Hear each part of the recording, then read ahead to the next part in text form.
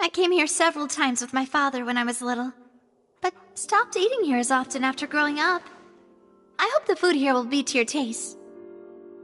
Oh, don't worry! We haven't eaten at a hotel like this in a while. Paimon's getting excited already! In that case, I'll go order for us first. Please wait here a moment.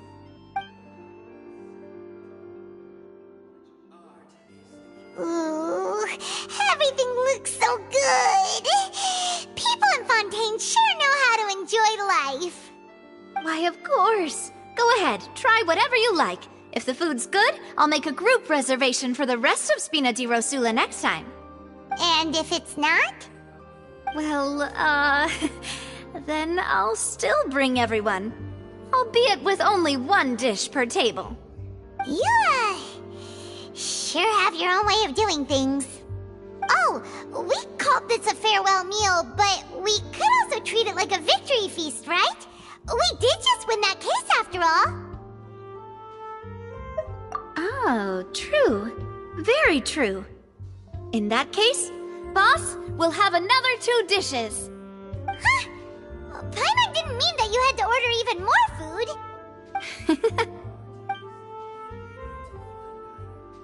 Speaking of cases, do you think that the mastermind behind the serial disappearances will get caught soon now that this has all happened?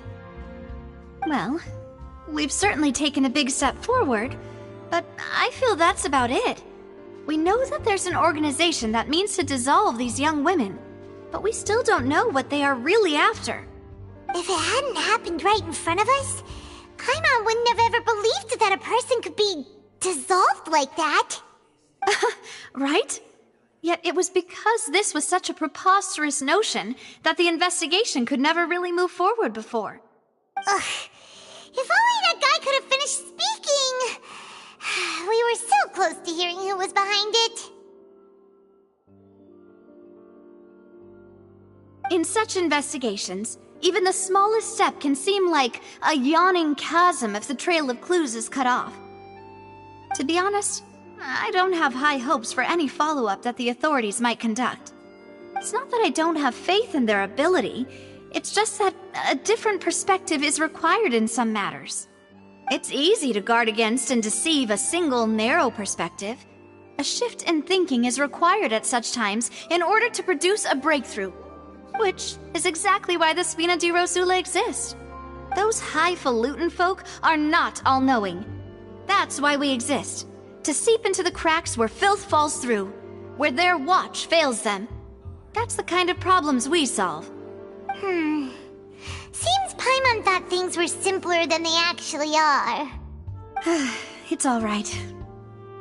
Well, this was supposed to be a farewell meal, so I doubt you have further interest in this business, right? Let's talk about something else. Like, what are your future plans?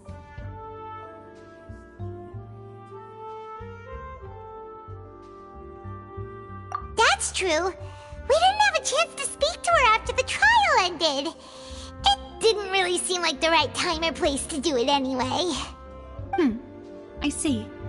So, your primary objective, which has been foiled so far, was to have a chat with the Hydro Archon. I've heard that there's a long line of people waiting to meet Lady Farina. I suspect you'll be waiting for quite a while, considering that you missed your chance today. Yeah, we've heard that she's super popular here in Fontaine, and that it'll be tough getting any of her time. Well, would you consider some more, unique ways? Perhaps even methods of, let's say, questionable legality? Guess that's Spina di Rosula's boss for you. Chock full of sketchy ideas. Well, what did you have in mind? Well, One way would be to infiltrate a performance troupe at the Opera House, only to abandon your act at the play's climax and ask to speak to her after the performance. I'm sure Lady Farina would be eager to see the ending, and would agree in order to finish watching the play, don't you think? Could you suggest something a little more practical? This plan seems pretty hard to pull off. We'd have to go learn how to act, and acting's really hard. Alright, here's another. Find a way to conceal yourselves under her bed. Then, wake her up in the dead of night and demand answers. Don't let her go back to sleep until she answers all your questions. I can personally testify that this one works. When I'm sleepy, I'll do anything as long as I can finally get some sleep. That might work, but that's not really the problem. The problem is we don't want to get ourselves arrested. Ah, valid point. I overlooked that part. I was just thinking about leveraging a person's desire for sleep. All right, no more joking around. Perhaps you could... Oh, I don't know. Cut the line when she's on a break. You did defeat her in court, clearing citizens of hers from false accusations. False accusations she had nearly upheld personally. I imagine that she feels quite ashamed about the whole thing. You mean that if we catch her while she's on a break, she might be too embarrassed to refuse? Oh, that does make some sense. Why don't we give it a try after this meal? You know, strike while the iron is hot and all. Huh? Paimon, did you drink my Fanta? Was this your drink?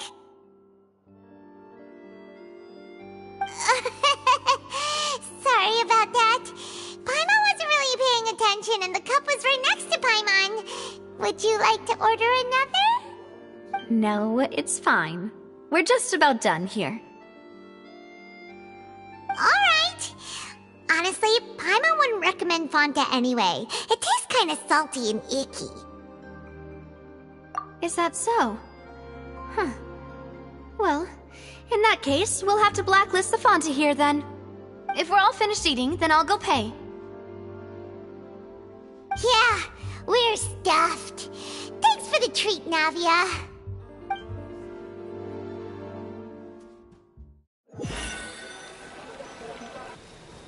Oh, so full. Paimon can barely float anymore. Nah, that would be so... normal. You know, like you. Okay. As for expenses this month, we're left with... Hey, Navia! What are you doing over there? Oh, nothing. It was just a meal, you know? Nothing the Spina di Rosula can't cover. Let's get ready to try to meet the Hydro Archon again. Bye, Navia! So this is goodbye, huh? Well, if you do encounter any other trouble in Fontaine, you're always welcome to contact the Spina di Rosula. I'll give your request the highest priority. In any case, I wish you smooth sailing. I'll see you again, partner. See ya!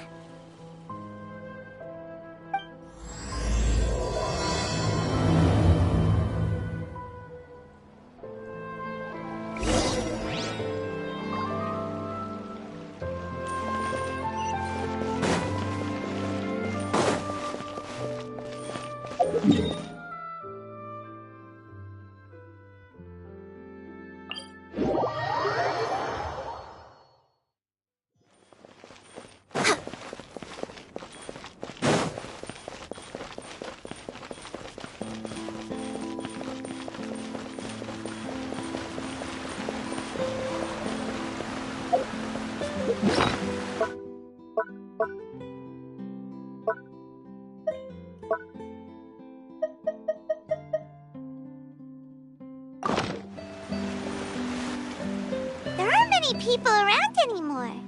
Looks like that boat we took to Araneus might have been the last one. Vache. Looks like we're back here again. Huh? Traveler? Are you hearing voices again? Ugh, that's kinda spooky. Are you sure we don't want to come back in the morning? Vache? Vache! Hey, why are you still walking towards it? There might be something nasty in the water.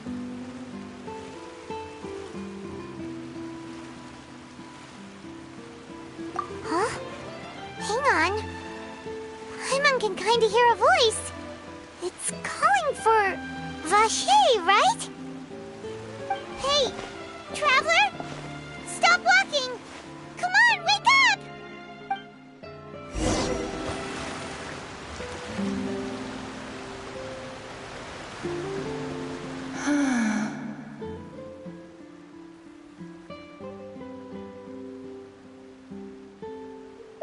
Vache! Are you... my dear Vache? No, wait. You seem to be someone else. Do you know Vache? Do you know where my love is?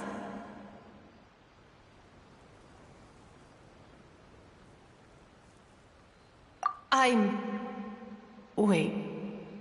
Who am I? I'm very sorry. I fear I do not know. My memories feel like they have been washed away like a flood. So many fragments dissolved amidst the tide, never to be recovered. How much have I lost? How many things that I once held dear while on land have I since forgotten? Yes, that is what I was once. But now, I am but the consciousness of one who is lost, therefore. I do not know how I came to be like this either. I only vaguely remember being covered in light blue water, and then all grew dim.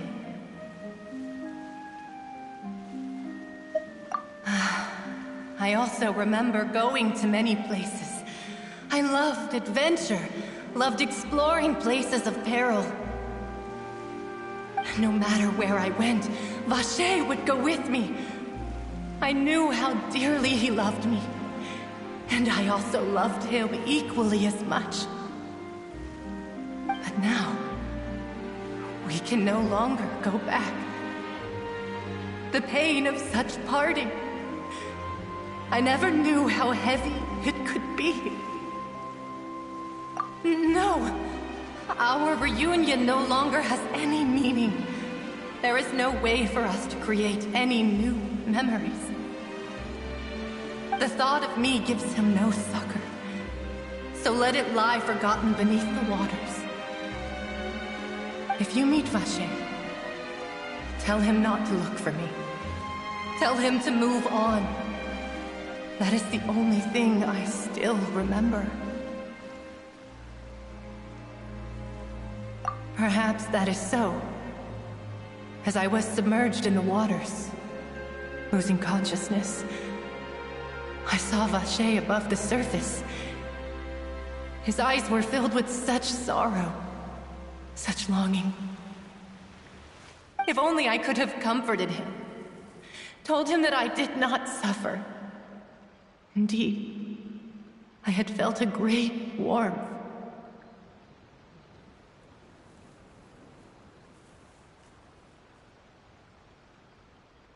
Is that what you call it?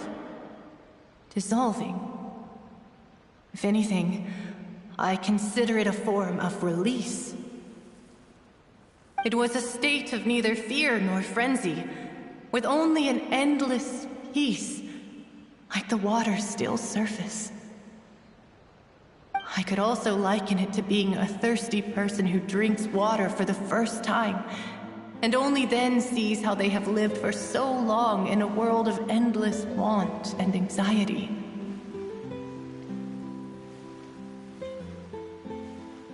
I think I hear your companion. It's time for you to go, I think. Farewell, then.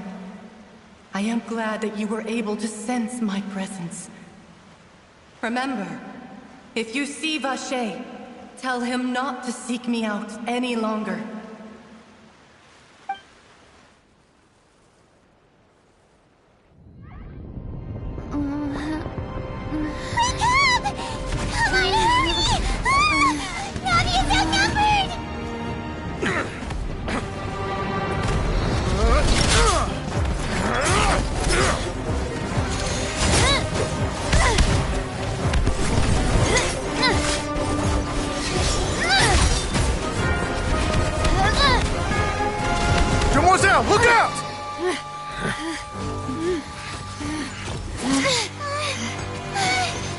Dear God, it's a whole army of Gardamex.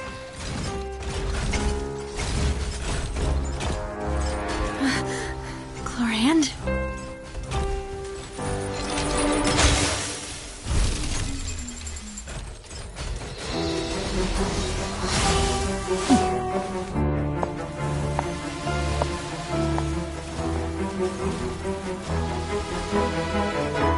Quick, now's our chance!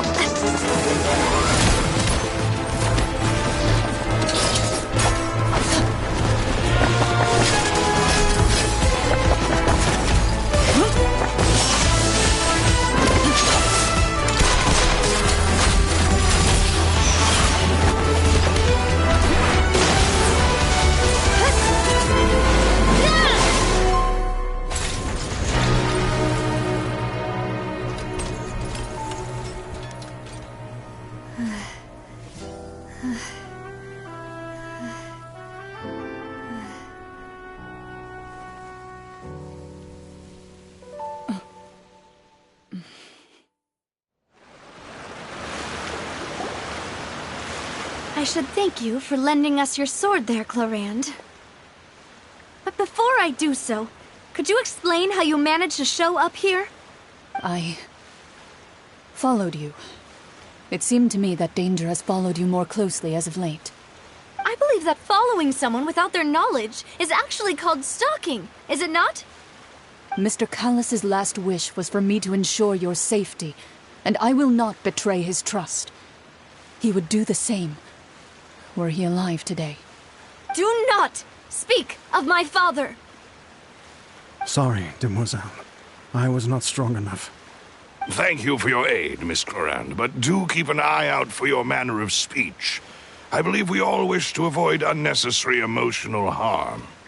Sorry, I did not consider your feelings. Whatever. What else do you know? How did you come to the conclusion that I'd be in grave danger? I doubt I know much more than you, but I believe that the mastermind behind the serial disappearances is very powerful.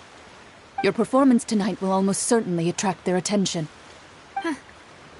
I'm sure they've known about me. To be honest, I'm shocked it's taken them this long to act against me. And what about these Gardamex? I thought only those associated with the Maison Gardiennage could control them. None of these mecha have serial numbers. I was sure to check a moment ago.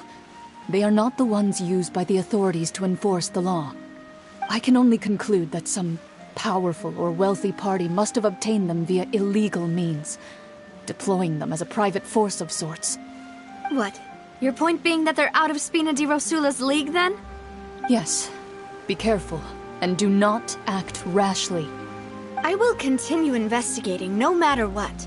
We will bring the truth to light. That's my father's true last wish. Regardless, thank you for your help today, Chlorand. But if you get any ideas, tell me first. I don't much appreciate being followed. I do not think that they'll strike again anytime soon. So I shall stop following you. Good day, all.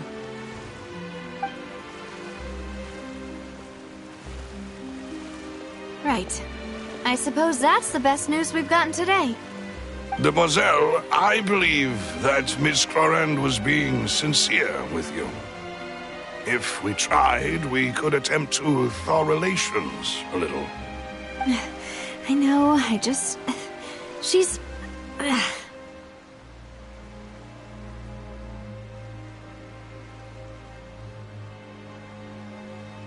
Oh, thank goodness! Paimon thought we were done for! Those Gardamex came out of nowhere while you were unconscious, and Nadia and her gang saved us!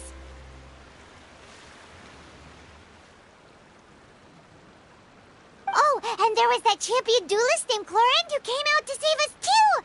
We got lucky there. Paimon probably couldn't have fought them off otherwise. Oh, come now. Forget all that polite talk. That wasn't really a farewell meal we had back there. Not for me, anyway. In truth, I hope that every meal we have together shall be a victory feast. As such, we're still partners. There's no need to thank me. It will take 50 years for me to match Demoiselle's magnanimity. If it were me, I would have joined the Spina di Rosula on account of her goodwill long ago. All right, you two. That's enough. Actually, Navia, how did you know that we were in danger? You sure did show up in the nick of time.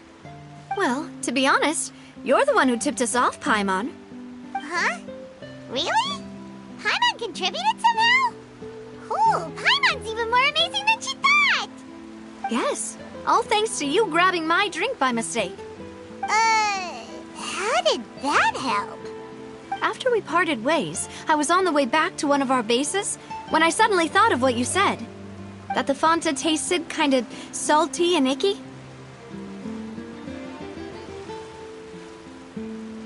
Fonta only comes in sweet flavors, so how could it have tasted salty? The color of the drink, if I recall, had also been a bit off. So the Fonta had been spiked with water from the primordial sea? Yes. So, if you hadn't drunk that cup for me... Spina di Rosula is preparing the grandest of awards for you as we speak for saving the boss. Huh? Really?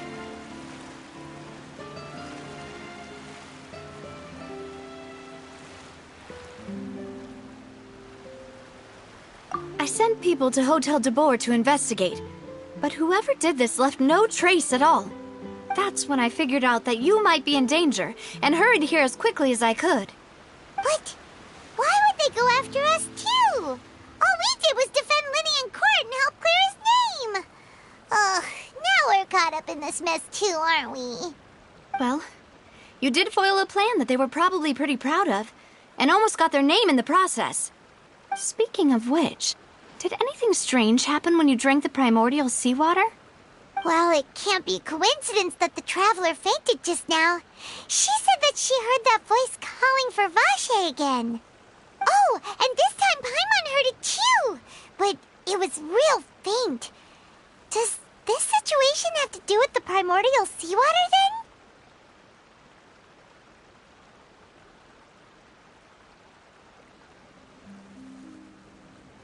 Does that mean the primordial seawater raises someone's sensitivity to hydro when it's used on people who are not from Fontaine?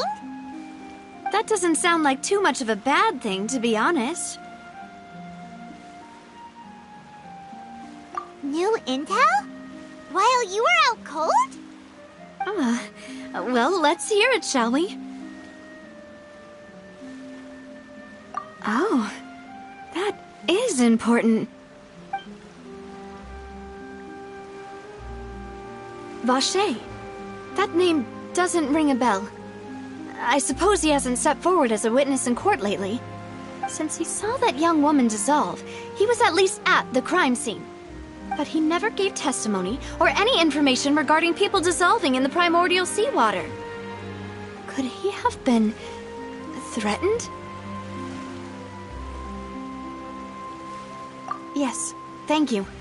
This is very important information indeed. We will continue to investigate. Oh, you mean you'll help us investigate? Well, you did say that our farewell meal didn't really count. That means we're still partners, right? And besides, we're in this now whether we like it or not. You're not gonna let those people who targeted us get off the hook so easily, are you, Traveler? Demoiselle, do try not to look quite so pleased. You are the face of Spina di Rosula, after all. You talk too much. Well, in that case, let's head back to one of our bases, shall we? I'll arrange accommodations for you. We also have some plans to go over, and hopefully we can deepen our bonds as partners. But we'll take that one step at a time, I guess. Don't worry, you two. With us around, our base is definitely secure.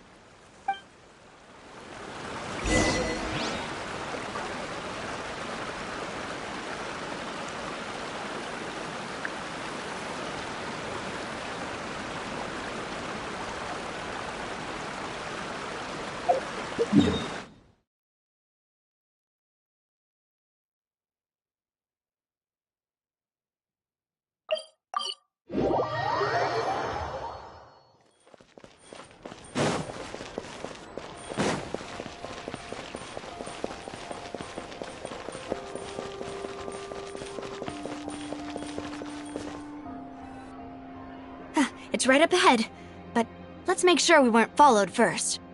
I've been keeping watch, Demoiselle. I haven't spotted anyone suspicious thus far. Very good. But let's not let our guard down for now. I shall find rooms for our respected guests. Thank you, Malus. Now, let's continue, traveler.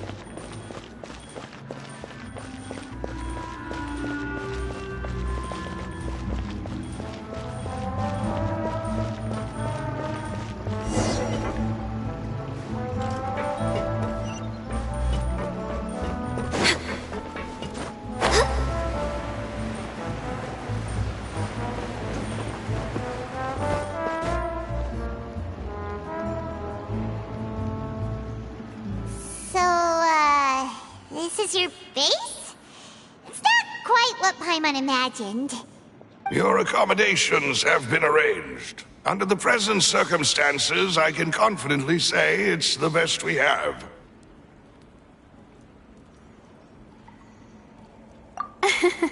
Well, our funds have been a little tight lately. After all, we don't allow illegal or unethical profiteering. In fact, our funds often come from citizenry who support us. Seems like it's tough times for everyone. But if you have the support of the people, that does sound like it's worth it. To be honest, our financial situation was a lot better back when my father was in charge a few years ago. I'm afraid I'm not quite his equal. Your father... he was the previous boss of Spina di Rosula, right? How did he... Demoiselle, if you'll allow me to explain. No. I'll explain it myself. I suppose I couldn't run from this topic forever. And as partners, this is something I hope they can understand. My father's name is Callus. Yes, the same one they call Callus the Unfaithful in the streets. 3 years ago, he was accused of murdering his own friend. But he chose a duel to defend his honor, instead of standing trial. He died in the duelist's ring. Oh no. But I do not believe my father was a murderer. I'm sure he was set up. At the time, I believed that if he only stood trial and was duly investigated, something amiss would crop up and prove his innocence. But strangely, he not only requested the duel himself, but rumor has it that even after being seriously injured, to the point where he could be deemed as having lost the duel, he refused to surrender, determined to die in the arena. 3 years later, I still don't understand why he did that. How could he protect his honor if he's dead? If anything, he gave up his chance to defend himself. The closest piece of info I have is that my father had been investigating the serial disappearances case at the time of his death. Ah, so that's why you're so determined to get to the bottom of that case. That's right. I've also tried to investigate the murder my father was implicated in, but I haven't found a single new clue in my countless reviews of the investigation records. However, I believe that if the murder case is related to those behind the disappearances, they must know something. I must know what really happened. Was my father coerced? Framed? Even if he really did kill his friend, I must get to the truth. If only he'd been more open with me when he was still alive. He even hid the fact that my mother died due to complications when giving birth to me.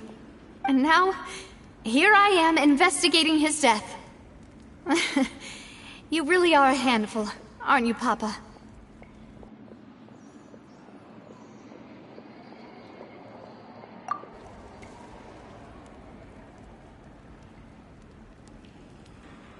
Demoiselle, please, if there is anything I can do, anything at all.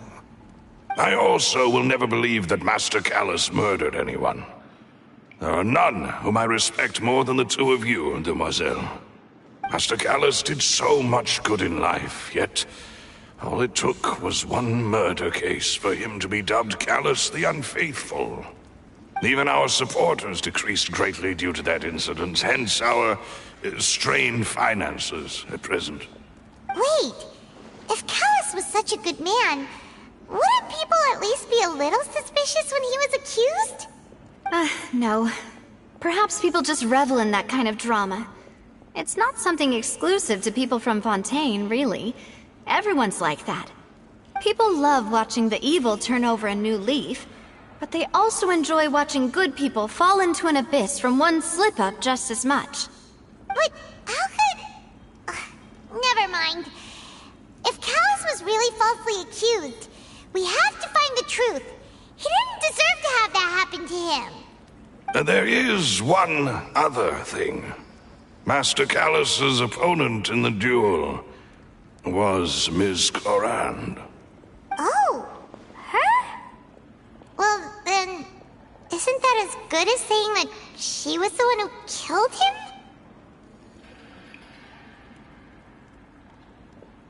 Yeah, that's not the sort of thing that you can just let go and move on from. Ms. Clorand has always placed great emphasis on the honorable nature of the duel. If her opponent doesn't yield, she will not stop either. She knew Master Callus beforehand and greatly respected him, but seeing how he was resolute in the arena, there was only ever one choice she could have made. It's not that I don't understand her at all, but I just can't deal with this yet. Don't worry, Navia. Paimon knows how you feel. You don't have to force yourself to do that. Afterward, Ms. Clorand told us that at the start of the duel, Master Callus requested that she ensure Demoiselle Navia's safety. Yes, that is our understanding as well. Oh, Papa.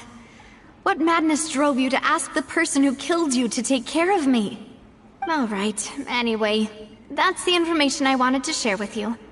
Even if it did sound like I was just complaining towards the end.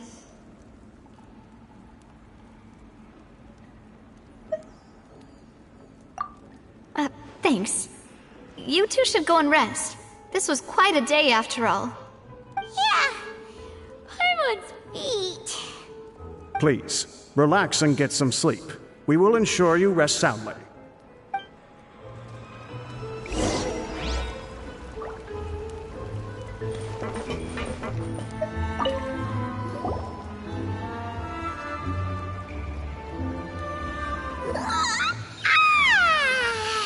Paimon slept so well.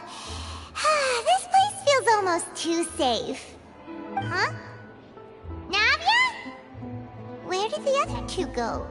I sent them back to Poisson. It's Spina de Rosula's place of origin, and where we have our headquarters. There's not much for them to do here at the moment. Paimon gets the feeling that you're just trying to get them off your back. But never mind that. When did you get back? Were you waiting here the whole time? No, I just returned after going out for a while. I did some investigating yesterday regarding the name Vache. Wait, so you didn't sleep at all? How could I after having such critical new evidence appear? Guess Paimon wasn't speaking for everyone just now, huh? Unfortunately, this name seems to have been wiped from existence. It doesn't seem to have a match anywhere. I suspect that those behind this have already taken steps to hinder an investigation from this angle. But that does prove that this Vache person is a key witness in the incident. Does that mean we're too late, though? No. There is one ray of hope. One place in Fontaine that they would find almost impossible to threaten, no matter how much they wanted to. And that is the archives kept by Chief Justice Neuvillette. A place where detailed files on all the cases in recent years are kept. If the Oceanid you met is one of the young women who went missing recently, we should be able to find some related information there. So Neuvillette maintains an archive of case files? Whew.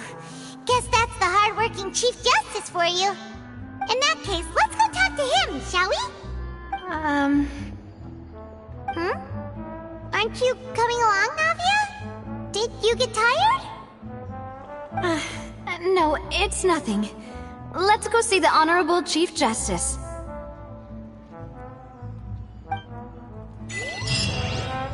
Adventuring underground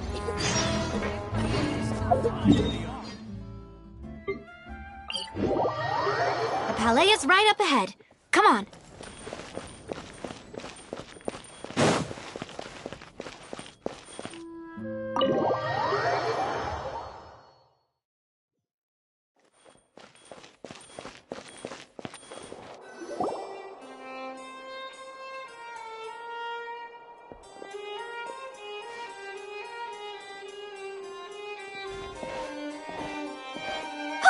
Please state your business here. The Chief Justice is presently occupied with official matters. This place does look pretty heavily guarded. Guess that proves that Neuvillette's files are really secure. Hey, don't you recognize us? Huh? Who are you? Just to be clear, I don't care who you are or who you might be related to. Our rules make no exceptions. See? They've got great discipline, too. Yep. Paimon can tell. If you're here just to crack jokes, I can point you towards the exit. Unlike some, we're busy, so please leave if you don't have a reason to be here. No. What I meant to say is, shouldn't you remember us from a few days ago? We were at the trial of the great magician Linny. Oh, yes, I remember. I read about it in the Steambird. You must be Linny's attorneys. It's all coming back to me now. We're here today to report and archive some information on a follow-up case. Is that even a thing? Of course. Don't worry. We're here on official business. You can trust us. All right then, I'll let you through. The Chief Justice is just inside. Thanks so much.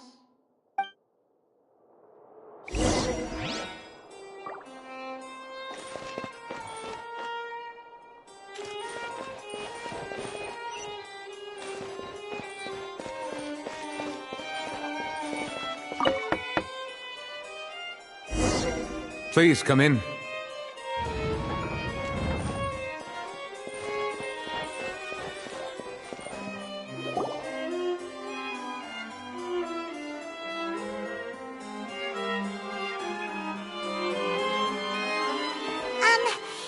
to barge in, Monsieur Neuvillette. We only lied to get in because we didn't know any other way. It's all right. Please let me know how I may be of assistance to you. So you're not mad at us? We're looking for a man called Vacher. He may have been an eyewitness in the serial disappearances case. If we can find him, we may be able to unearth some key information on the case. Ah, I see. In that case, please wait here a moment while I browse through the files.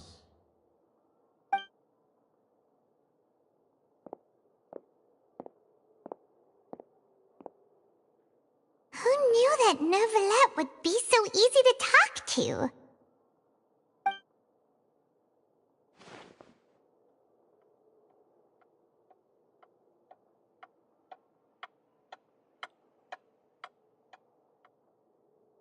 Unfortunately, I'm quite certain that no one by the name of Vacher has been involved in any case, criminal or civil, in the past several years.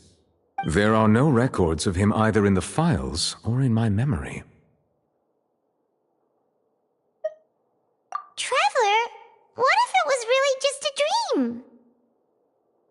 Is that so? All right then. Thank you so much, Monsieur Neuvillette. We'll take our leave now.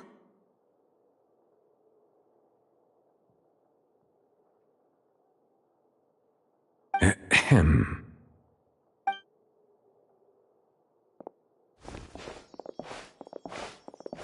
Miss Navia, I can understand how you feel. Your father, Callus, was a truly exceptional man. We deeply regret his passing.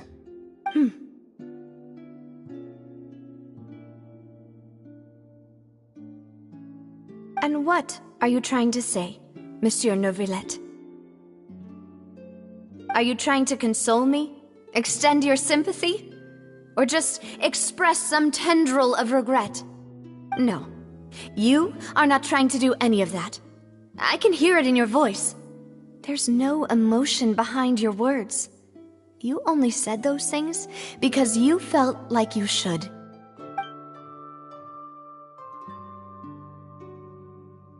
It's just like last time. After my father took his place in the duelist ring, I pushed through the guards to talk to you as a last resort. You even told me then that you thought there was something fishy with the case, yet you still allowed the duel to go ahead. In your eyes, the value of a human life is nothing compared to those cold laws you hold so dear. If you truly regret my father's death, then why didn't you call a stop to the duel? Why didn't you give me the power to stop him from throwing his life away? Why did you just let him die, despised and hated by all? Everything was hanging on a thread at that moment. Just the tiniest effort could have changed everything. There are still so many things I never got to tell him. So many questions he still owes me answers to. If you really have no heart, then just look me in the eyes. I, Navia, will show you the true meaning of regret. I'm sorry, Miss Navia. You and my father are truly alike. You keep all kinds of things in your heart and never say a word to anyone.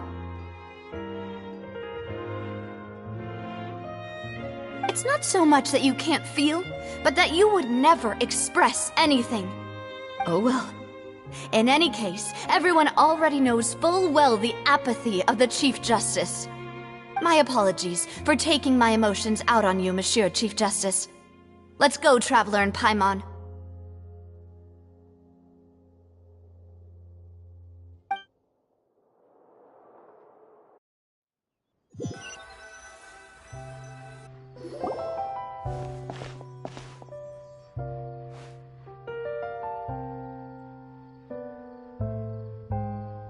Navia, are you okay? I'm fine. Rain. It's raining. You're right. Wasn't it still sunny when we went into the building? And there shouldn't be any active trials today. How strange. Now that I think of it, on the day my father was convicted of murder, it was also raining. What is it? Did you think of something? Yeah, he was outside. It was uncovered and the rain could fall there. Why? Do you think the rain could have affected the crime scene? That thought has occurred to us before. We've even expanded the search area to try to account for that, but didn't find anything of value. Oh? Wait. You don't mean... So you're saying that the true murderer could have been turned into water? And then got washed away with the rain? Yeah. And if that's what had happened, then no one would have believed your dad, even if he explained what he saw to the authorities. I really think I found a true genius for a partner. You're completely right. How did I not connect the dots earlier? All right, let's go to Poisson. With this new lead in mind, we'll get to the bottom of my father's case for sure. Yeah, we're gonna make progress for sure this time. Do you want to go with me now? Or do you want to head over by yourself later?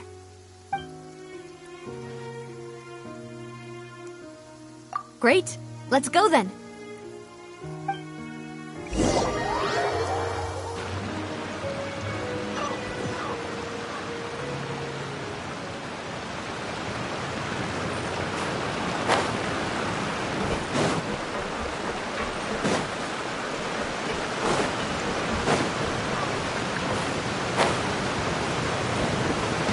Behind schedule.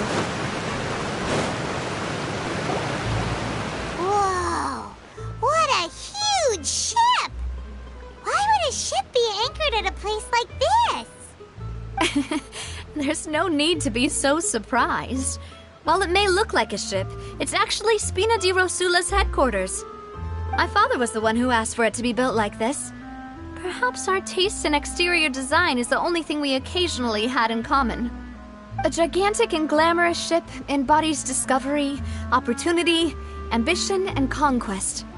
It symbolizes Spina di Rosula's bright and limitless future.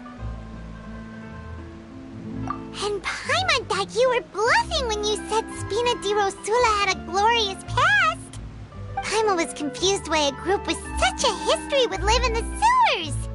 But now that Paimon has seen this ship for herself, she's been convinced.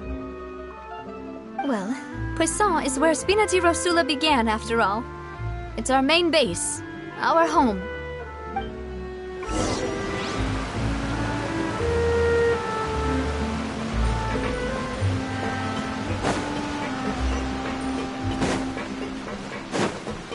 Next on the agenda...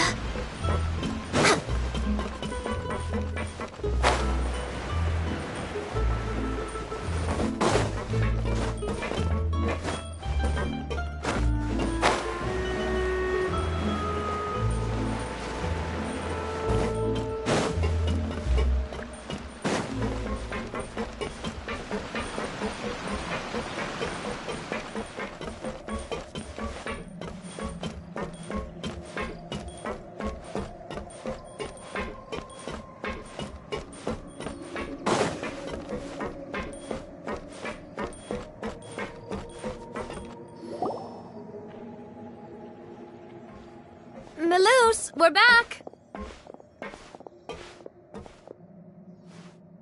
Apologies for the wait, demoiselle, and our most important partners.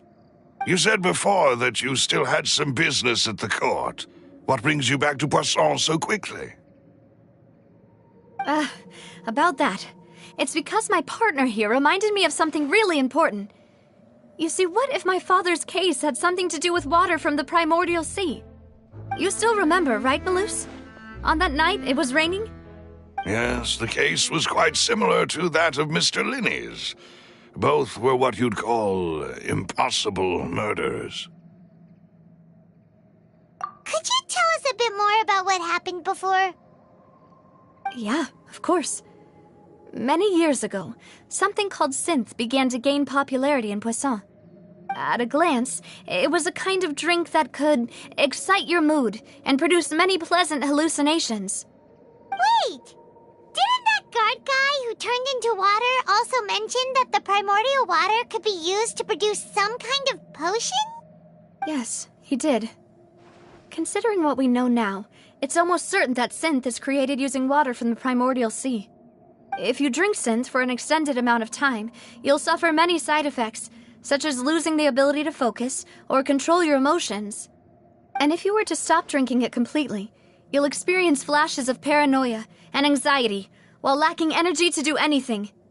It's an extremely dangerous substance. As he oversaw Poisson, my father was compelled to put a stop to synth abuse and called for a complete ban of it. Boss's uncompromising attitude incurred the synth vendor's wrath, but no matter how much they threatened or bribed him, he refused to yield. Not only that, Boss became determined to find the mastermind behind the synth operation and put an end to the problem once and for all. Yes, but the enemy was very cunning. So he could never get anything out of the dealers, all of whom only sold the stuff and weren't privy to the rest of the operation.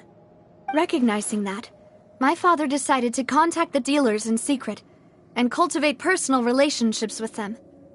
Finally, he was able to convince someone to become his informant. The man's name was Jacques. He felt greatly ashamed about his work after seeing many families destroyed by synth abuse. That night, my father hosted a banquet at his countryside estate. He planned to meet up and exchange information with Jacques over some food. But then, we heard 2 gunshots from the courtyard. We raced to the scene and found my father, still holding a gun, and Jacques, who was already dead on the ground. Huh? How did that happen? Aren't they on the same side? Sounds just like Lenny's case, doesn't it? In both cases, the culprit seemed obvious, but neither appeared to have any motive at all. Looking back on it, though, I now believe the most important clue was something we all overlooked at the time. There were pieces of clothing left at the scene. Precisely. It's all thanks to you that I made the connection now. Back then, we all just thought they were some costumes that Jacques used to disguise himself at the banquet. But, considering it now, it's almost certain that they belong to a third person at the scene. With one extra person, we'll also need to reconsider why the 2 shots were fired.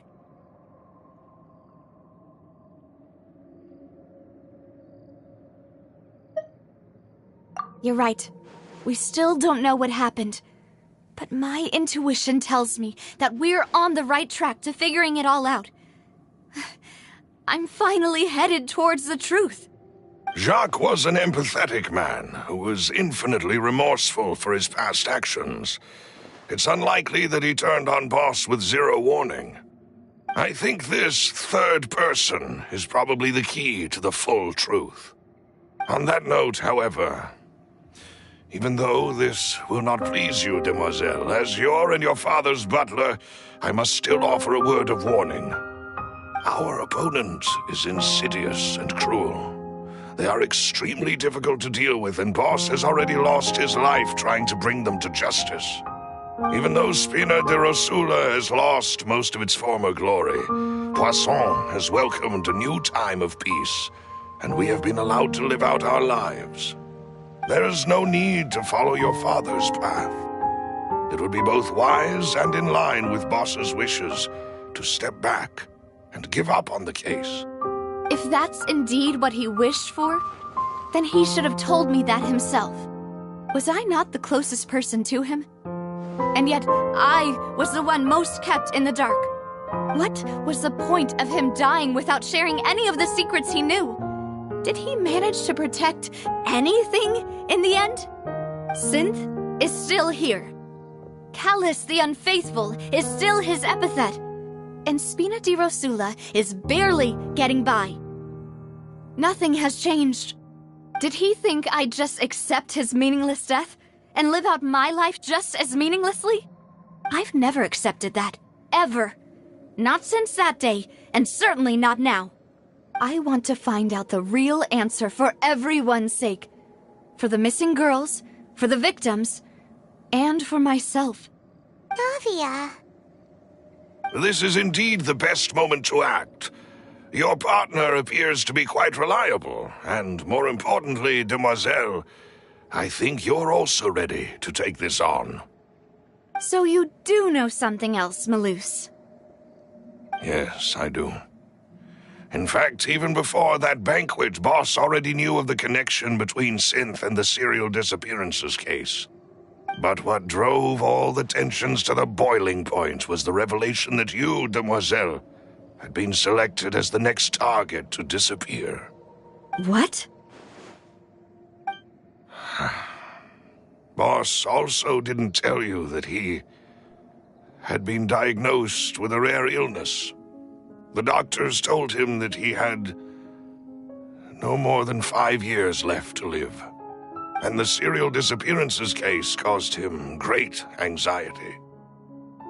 5 years was nowhere near enough time to resolve this long-standing conflict, but once he passed away, all the danger would pass on to you. Knowing all of this, he decided to use one final intimidation tactic before his death. He claimed to have already gotten his hands on some key incriminating evidence for the other side, and even told some members of Spina di Rosula about the details. But as long as you remained safe, he would not share the evidence with the public. If something were to happen to you, then he and all those he told would immediately expose all they knew about Synth and the disappeared victims. Right, so nobody would be able to get off scot-free. As we've seen, Boss's tactic has worked. Even though Boss has been gone for a long time, the other side has not tried to take Demoiselle's life. No, I don't believe it. He never appeared to look sick to me. No father wants their daughter to see them weak and haggard, especially someone as proud as Boss. To him, dying in a duel and suffering lasting dishonor as the unfaithful was still far preferable than losing face in front of his daughter. So he chose to die in silence, so that he could protect me. I'm afraid you're not understanding this correctly, Demoiselle. What Boss wanted to hand to you was not a parasol, but a sword. If Boss's spirit could hear you telling me that you want to find the answer for the sake of everyone involved, I'm sure he'd be extremely proud. That fool. Couldn't he have just given it to me straight? No. He might have set up everything precisely because he never thought I'd be able to understand him. Is that the amount of confidence he had in me? And what if I was never able to make it to where I am now?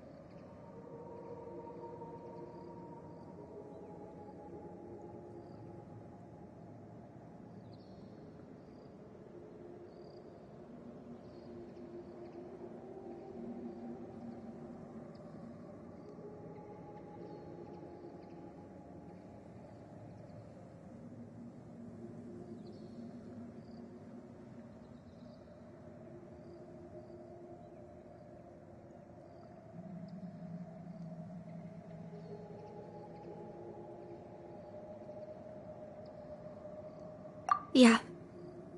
I suppose that's true. With the way he'd set things up, if I had wanted, I could have just lived out my life without a care in the world. But thankfully, he rarely talked to me about complex matters, and thus understood little of me as a person. In this case, he really didn't need to give me an easy way out. Malus, what was the key evidence that he shared with you? It's the location where synth is produced. Essentially, it's the enemy's headquarters. When he was threatening the enemy, Boss didn't share the specifics of the incriminating evidence he found. But if you want to use it against the enemy, you'll still have to take several things into consideration. Why? If we know where the place is, can't we just go storming in? You mustn't forget that we're fighting against a mysterious and dangerous organization that's been in operation for decades. There's no telling what might be lying in wait at their headquarters. We also have no idea what kind of evidence we may be able to find inside, nor what people we may be able to capture. But a single visit to their headquarters would be tantamount to a formal declaration of war. The worst case would be that we leave empty-handed, but also open ourselves up to full retaliation. Then, in that case, why not work with the Fontaine authorities? Well, you saw one of them dissolve during Mr. Linney's case. We have no idea just how thoroughly they may have been infiltrated. Huh. That's true. Seems my father really had no choice. But things are different now. It should be a lot easier to prove the other side's guilt, now that we've connected Synth with the disappearances case. You sound like you've put a lot of thought into this, Malus. I am the butler, after all. I live but to serve the boss and Demoiselle's will. I've always been willing to take on any kind of risk for your sake. But considering my relative lack of ability, I've spent my time keeping secrets, performing basic investigations, and waiting for the right time to come. Thank you for all of that, Malus. Have you discovered anything new in the past few years? Let me think. One conclusion I came to was that the enemy must be quite familiar with Spina di Rosula, or at least have an informant planted here. When I announced orders to the organization's members on Demoiselle's behalf, I used to deliberately keep a few people in the dark and observe the reactions of the synth vendors. If the vendors didn't change their plans, then the individuals informed of our orders must be innocent. If the vendors packed up and fled, however, then someone must have given them the news.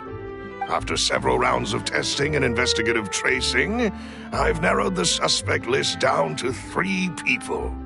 The first is Florent, Spina di Rosula's senior advisor. Huh? Florent? Yes, surprising, isn't it? He was one of the people Boss trusted the most, which also means that he was someone who understood Boss really well. Thanks to his position within Boss's innermost circle, he always knew our upcoming plans and could thus avoid capture this whole time. There's someone else like him too. Marcel, the head of Confrérie of Cabrières. Uncle Marcel. It's a guild in Poisson. Boss helped it to grow to its current size and prominence. In the beginning, they were only reselling some daily goods, but now they're one of the richest guilds around with a lot of business connections in the city. So, they're like a sister organization of Spina di Rosula? Yes, you can say that. When we were fighting against the synth dealers, they provided us with plenty of support. It's a bit difficult to imagine someone using their own money to hunt down themselves. The final suspect is Thierry, the man responsible for coordinating information between Spina di Rosula and the guards.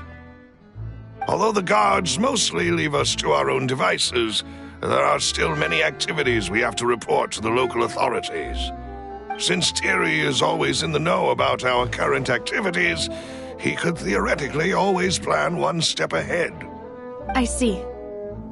These are all people who I communicate with quite regularly.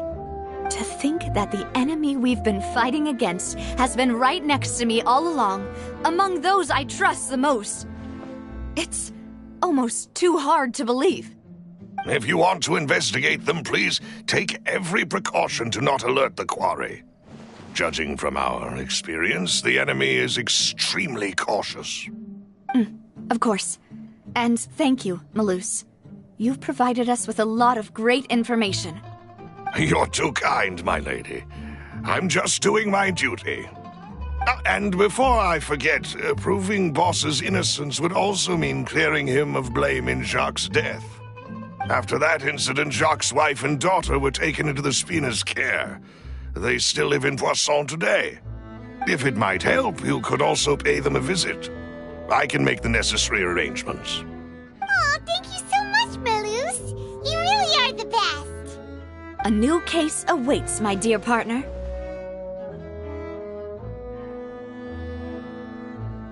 I hope we can work together to uncover the truth and end this case once and for all.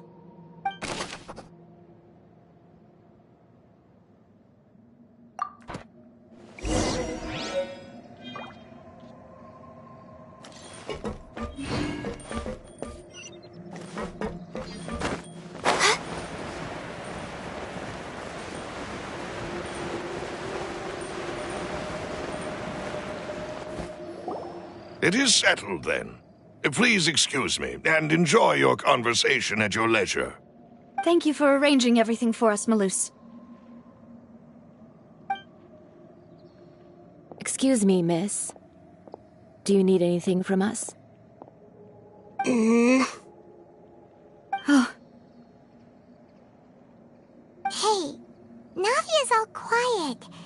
This isn't like her at all. I'm sorry that I only came to visit after all this time. After what happened, I didn't know how I was supposed to face the two of you. Ah, if it's about that, there's no need to apologize. After my husband died, Spina di Rosula sent us a lot of mora and support. I understood your guilt and apology to be genuine. But aren't all of those things nothing compared to the loss of Jacques? I can understand the kind of pain that comes with losing a father so needlessly. You don't understand at all. I didn't know how to face you, because I didn't know what I could possibly bring as a consolation gift. I know only the full truth could bring closure to you, and to all of us. I'm sorry. I appreciate the sentiment, but you don't have to carry all that guilt. On the matter regarding my husband, my daughter and I have more or less found our answer already. Would you mind sharing it with me? I really can't believe that my father could ever bring himself to shoot Jacques. I always knew that my husband's money was earned through others' suffering. He told me countless times that if he could turn back the clock, he would never go into the synth business again. He had many regrets, and felt that he took the idea of providing for his family too literally. For the longest time, he thought Mora was everything. So when Mr. Callis came to him with a proposal, he accepted it almost immediately. He tried to be as careful as he could, but even so, he was still found out by the higher-ups. They found out about his betrayal? Papa didn't say that exactly, but Papa did tell me that I should never be ungrateful. Before he left that day, he told me that he had no choice. It was only later that I realized it was his final farewell to the two of us.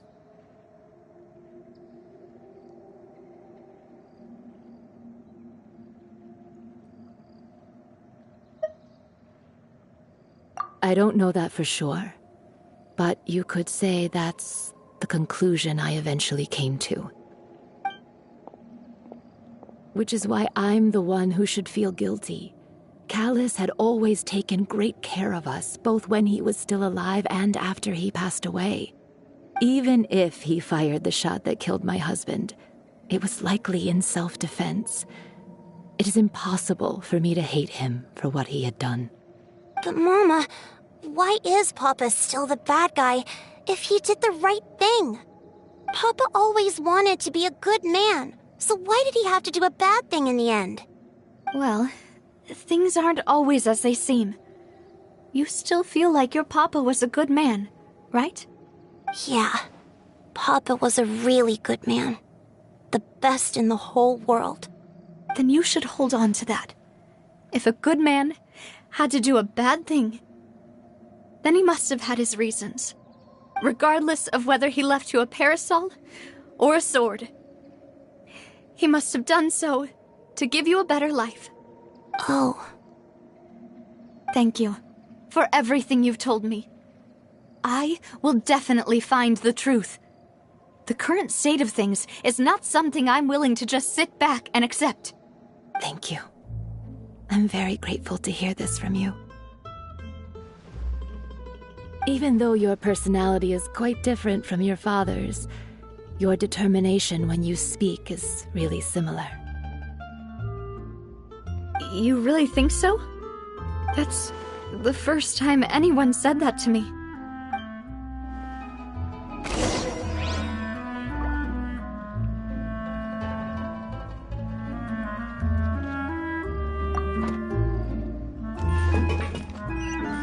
Are you okay, Navia?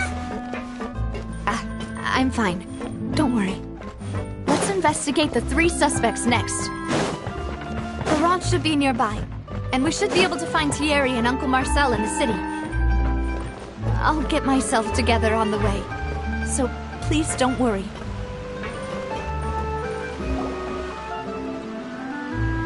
Greetings, boss. How may I be of assistance today? I'm sure you've heard about what happened at the Opera House? Someone got turned into water right in front of us. Yeah, I've heard. With something that dramatic, I'm sure journalists will milk it for all it's worth. And it'll be all the talk for the next several weeks. It also reminded me, on the day that the incident happened with my father, it was raining outside. and we found some clothes left at the scene. After my partner here put the dots together for me, I feel like we should try to reopen his case. Can you do me a favor and try to recall what happened that night? Let me think. Mr. Callus was feeling pretty upbeat that day. So he was drinking and bantering away with us at the table. After that, he told us that he wanted to go get some fresh air. So we let him go without thinking much of it. Who knew that we would hear 2 gunshots ring out right after? My first reaction was that Mr. Callus's life was in danger. So I grabbed my holster and made a mad dash toward the scene. But when I got there, it was already too late. Mr. Callus was standing over a dead body with a gun in his hands. All we could do was look back and forth at each other, not knowing what to say. So you also remember 2 gunshots then? Indeed. The guard said that the first shot didn't hit anyone, while the second killed Jacques. But I've never really bought that explanation. Reason being, Mr. Callus had left his gun on the table. I even made sure to confirm that before running to the scene. But according to the guards, that doesn't mean he couldn't have had other guns on his person. About the clothes left at the scene that you mentioned, do you think there was a third person there who was turned into water? At least from our perspective, my father had no reason to kill. So he would also have no reason to bring an extra gun with him. The gun he was holding probably belonged to Jacques, or a third person on the scene. Yeah, that makes a lot of sense. So you're saying Mr. Callus ended up with the gun because he seized it from one of the other guys? But hold on. If that's what had happened, then why didn't he share the truth with any of us? He didn't even want to face the Oratrice machine, and chose instead to prove his honor in a duel. Did he lose all faith in the courts after seeing someone dissolve right in front of his eyes? About that, Malus told me a thing or two. So, I think I can understand why he committed to the duel. I'll tell you everything, once the whole truth has been revealed. I understand. Then, I'll leave Mr. Callus's honor in your hands, boss. And if I may just say one more thing. The whole Callus the Unfaithful epithet has been a thorn in my side since the day it was invented. Many people have laughed at me for still calling him Mr. Callus, even after so many years have passed. But it was Mr. Callus's trust that allowed me to rise through the ranks of Spina di Rosula and live the life I lead today. No matter what others might say, he'll always be the man I respect the most. And he'll always be my boss. Don't worry. I will definitely find the truth. You and all our other comrades at the Spina deserve to know the truth as well.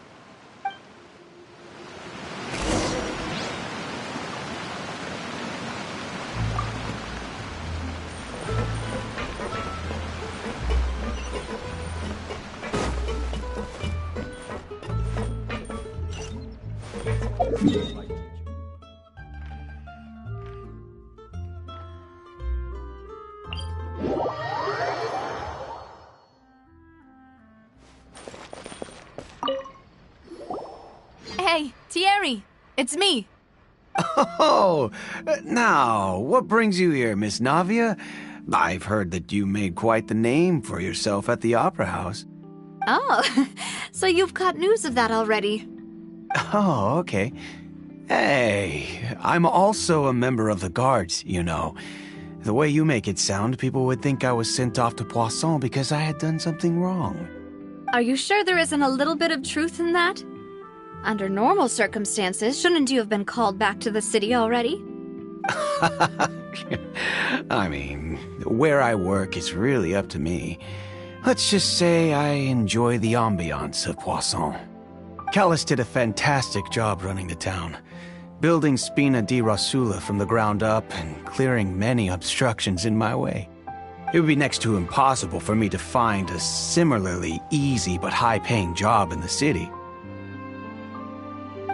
Anyway, enough chit-chat. Are these two friends of yours? You, here for some formal business? Yes. These two are my partners. What happened at the Opera House made us realize that Linny's case and my father's may be related. We're trying to reinvestigate the details of my father's old case. Ah, I get it. You think there might be more to the case now that we know people can be dissolved into water, right? I was also flabbergasted when I first heard of it. If you want to go through the original files from your father's case, I can help you look for them. That'd be much appreciated. Thank you. Actually, I have another question. Do you have the authority to dispatch Gardamex? Of course. Without them, I couldn't possibly handle Poisson on my own. Why do you ask? We definitely can't use them to forcefully get more evidence for your father's case. Well, you see, just recently, we were attacked by a horde of unnumbered Gardamex in the city. So, if you hypothetically wanted to do something against me, all you would need to do was get rid of the mecha serial numbers and send them after me. Then you think too highly of my abilities. Dispatching mecha is very different from controlling them. If I had to make an analogy, when you order a dish, the chef will make it for you. You can ask the chef to cook, but not to massage your shoulders or carry your baggage. If you try to make unreasonable demands, the chef would just think you're out of your mind and ignore you completely. The same goes for me and my Gardamex. Removing a serial number is also not as easy as you might think. There are a lot of complex steps to it, and it's almost impossible to keep it a secret. So I can promise you, those mecha were definitely private units. They're certainly not cheap. So, whoever their owner is must be super rich, powerful, or both. Now that you mention it, though, being in the synth business would definitely be profitable enough to afford this. Oh, then you're officially in the clear, Thierry. Oh, well, thank you for the vote of confidence, Navia. Jokes aside, I'd like to wish you all the best with your investigation. I'll be staying in the city for a little while, so just come find me if you need any support from the guards.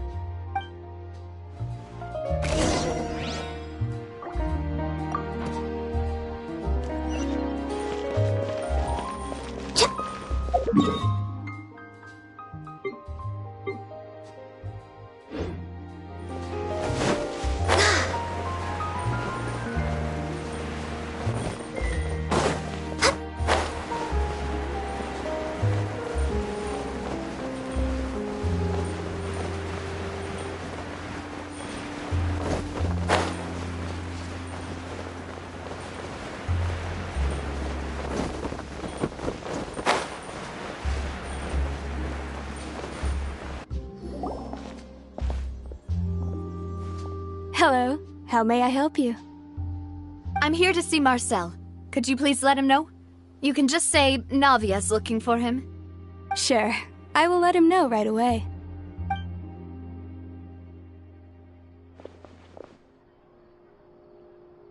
Navia, hello. Sorry to keep you waiting. I'm not as young as I used to be, so my legs are giving out a bit.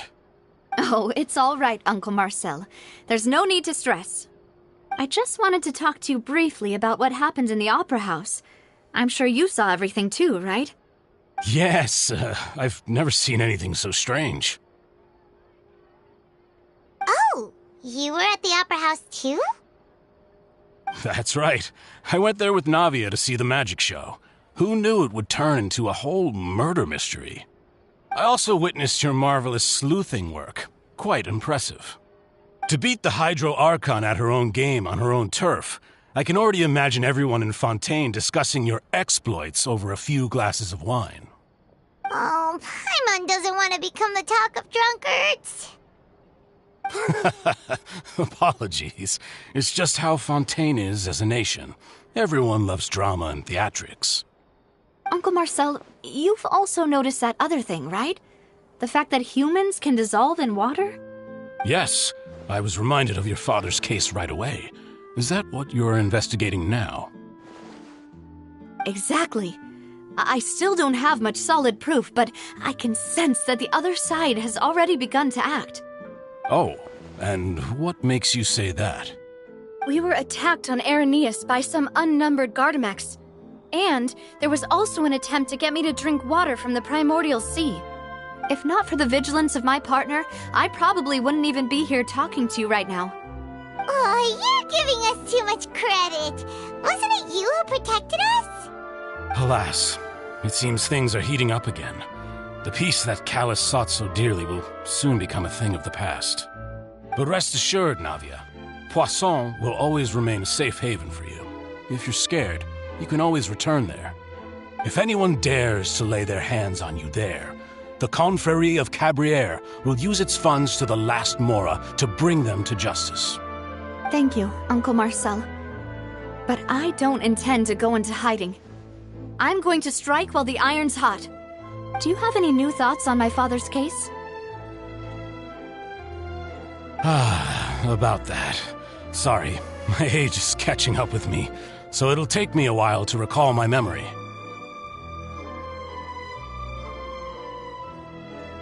The Confrérie was responsible for that banquet, so I was out and about the whole time making sure things were running smoothly.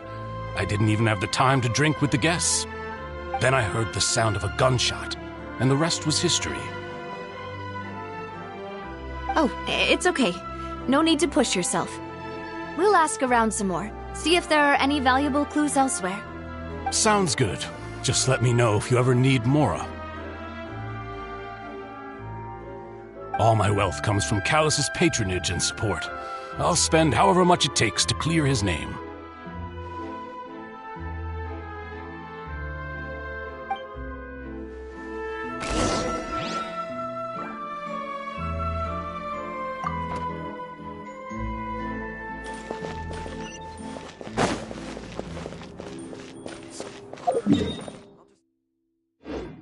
Next on the agenda...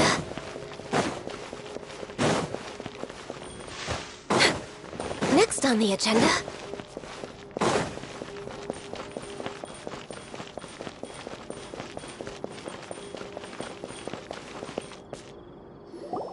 We've talked to all three suspects, purely based on their conversations with me. None of them sounded particularly suspicious. I suppose that's to be expected, though. If a single conversation's all that's needed to find them out, then my father wouldn't have needed to investigate the case for so many years. Anyway, even though we didn't make a breakthrough, let's still compile what we were able to find. But where should we start? You're right! Florent mentioned that Callus probably only ended up with the gun because of circumstance. That makes sense. According to Jacques' family members, he already told them that he had been discovered, and that he had no choice before he left home that day. If I had to guess, he probably received an order from the synth boss to kill my father. Had he refused, he and his family's lives would have been forfeit. So, Jacques fired the first shot?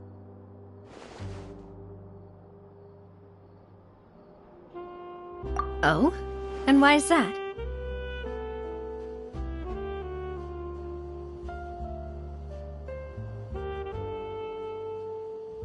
Ooh, that's a good point. Jacques probably already knew that he was just being used as a tool for murder. And once he had completed his mission, he'd be of no more use to his boss. So, what would make more sense from his perspective would be to turn his back on the Order and seek protection from my father. Makes sense. But without evidence, that's still just a theory.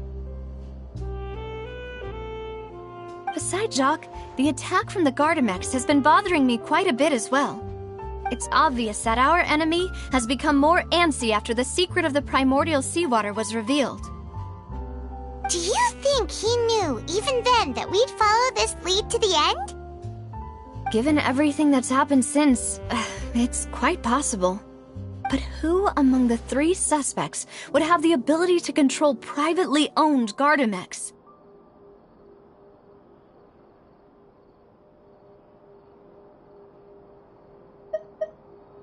Uncle Marcel? My father did really trust him. And they worked together on a large number of projects. Maybe that's how he got to know Jacques. And with funds from the Confrérie, he could also afford a large number of Gardamex. It's still really hard for me to imagine, though. After all, Uncle Marcel has been around since I was just a child. Also, wouldn't this mean he has been spending a whole lot of mora and energy to fight his own synth business?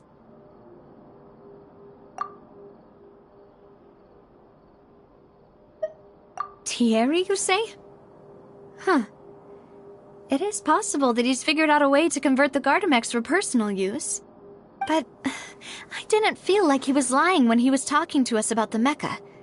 I also don't think he'd be able to keep that kind of tampering under wraps. Yeah, had he actually tampered with the mecha, we'd be able to prove it with a simple check of the guard's inventory.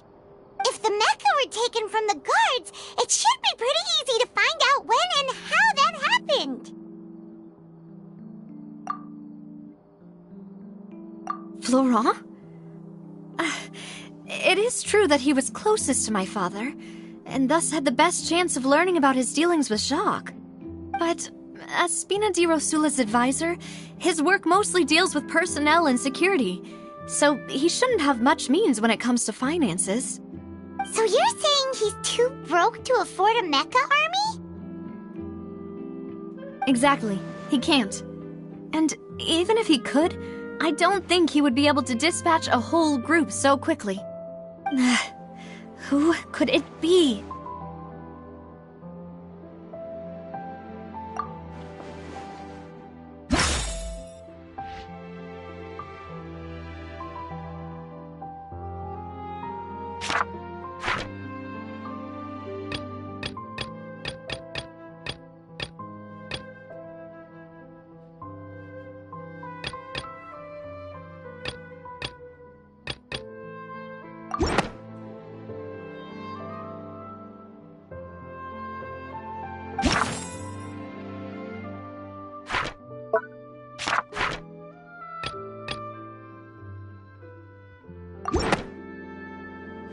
You know, if you think everything through, Uncle Marcel is indeed the most suspicious of them all. Could we be missing other suspects? Malus didn't know about the people turning into water thing when he narrowed it down to these 3, did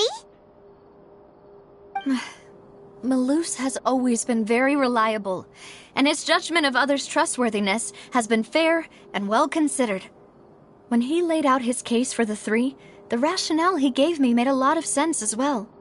The suspect is knowledgeable about the Spina's internal affairs, has the means to dispatch mecha to assassinate us, and possesses significant intellect and foresight. Even if I don't want to believe it, I'm starting to see how things could all tie back to Uncle Marcel. Well, we still have another trump card on top of all the theorizing and speculating. Yes, Malus did say that charging straight in there would be extremely risky, but we don't have any other options right now. We need far more solid proof before we can hope to go charging in on our enemy. Navia, here you are. Oh, I've been looking for you. Huh? Aren't you the guy from the guards? Did something happen? Yeah. News came from Irenaeus just after you left. We've got another trial on our hands. Wasn't that place built specifically for holding trials? What's so newsworthy about this one? I know. But they said the person they're putting on trial is a Fatui harbinger called Tartaglia. What? Is that someone you know? Yeah, we know him. Maybe even a little too well. Well, he's been accused of being the true culprit behind the serial disappearances case. It's absurd, don't you think? Wait, how? None of our investigations have had anything to do with him. That's what I thought was strange about it, so I came to tell you the news right away. If the charge against him stands, then it'll be next to impossible to get the guards to support any of our planned investigations. Right. Because they'll think they've already found the culprit. Yeah. And it'll be a lot harder then to clear Mr. Callus's name. I understand. Well, partner, what do you think we should do? We still haven't found any conclusive evidence.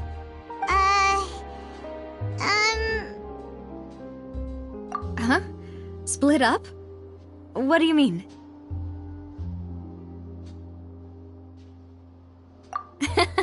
Just as expected of my partner. Since this is a trial about the serial disappearances case, the culprit's attention will be focused on Irenaeus, leaving his home base wide open. You're right. This is our best opportunity. All right then, let's do this. I'll stall them at the Opera House and charge Marcel as the true culprit. I won't have any chance of making that charge stick, though, unless we find more evidence. It'll be up to you to make it back in time and hand the decisive evidence to me. We'll help you, just like you helped us in Linny's trial.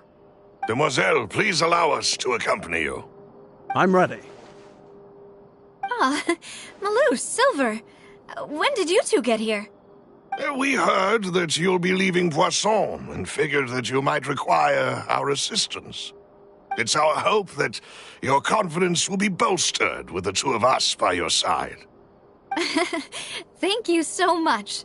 Then, let's make haste for Irenaeus. Paimon, Traveler, I'll see you at the Opera House. See you then!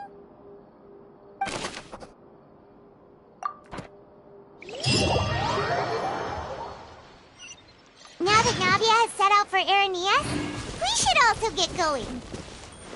The location has already been marked on the map, so let's head over.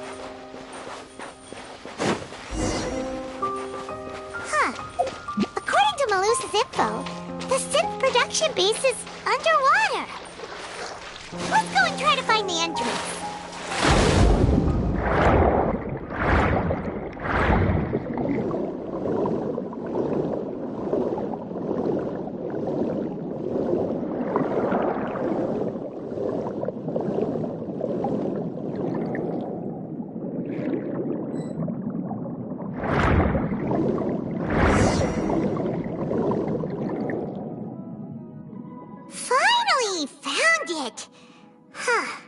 So this is the entrance that leads to the synth production base. It sure doesn't seem out of the ordinary at all. You're right. An important place like this is bound to have a ton of protective measures and mechanisms. Navia's probably arguing up a storm right now to stall for us.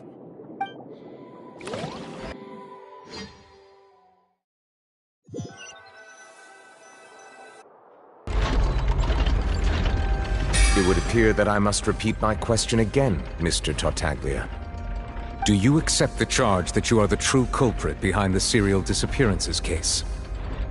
To be perfectly honest, I don't understand your country's complicated court system, or the reason why I'm being charged with something I've never even heard of. However, I did hear that people who have been charged can choose to participate in a duel to clear their name. Is that right? In which case, as long as I accept the charge, I can have an all-out fight with that champion duelist Clorend, right? I've got to admit, that's one of the most enticing offers I've ever received. When I privately sparred with her last time, she was obviously holding back. Real disappointing. Hey! Don't you understand? You're currently the prime suspect for a major case. This isn't the place for you to be looking for fights. Oh?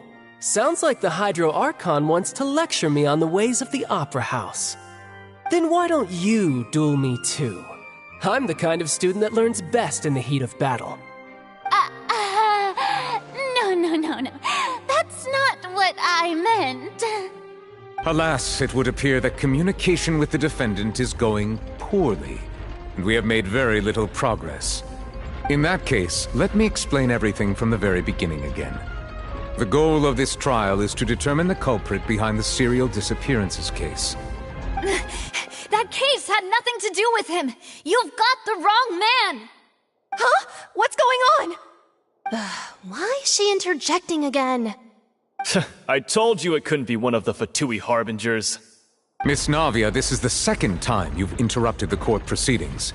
I only tolerated your behavior last time because you were able to provide the court with a key eyewitness. But that was an exception rather than standard court protocol. I can very well charge you with contempt of court for your interjections. Oh, please. Did you ever think I had any respect for this place's pointless theatrics? We can put that discussion aside for now. I'm not here to argue with you. I'm here to charge the true culprit behind the serial disappearances case.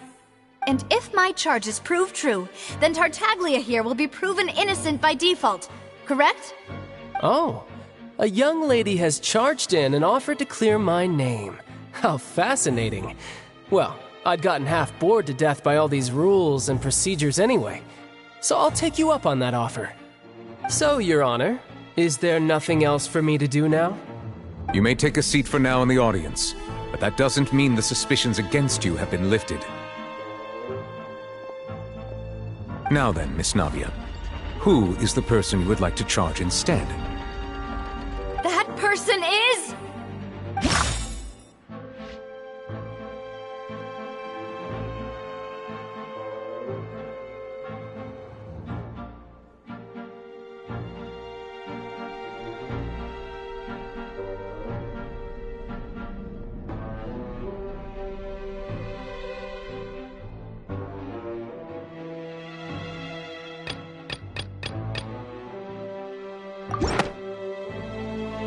Marcel, the head of Confrérie of Cabrières!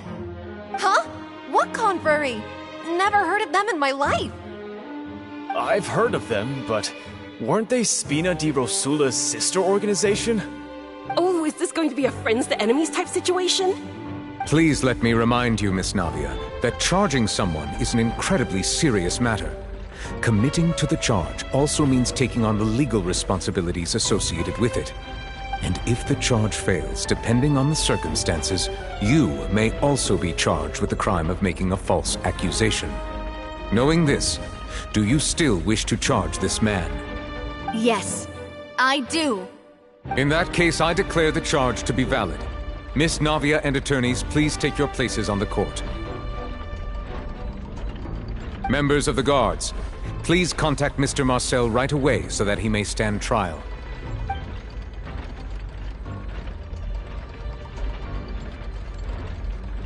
Mr. Marcel, you will not require an attorney. Is that correct? Apologies. It all just happened so quickly. I still haven't figured out what's going on. I think an attorney won't be necessary. This is probably just a misunderstanding between me and Navia. Very well.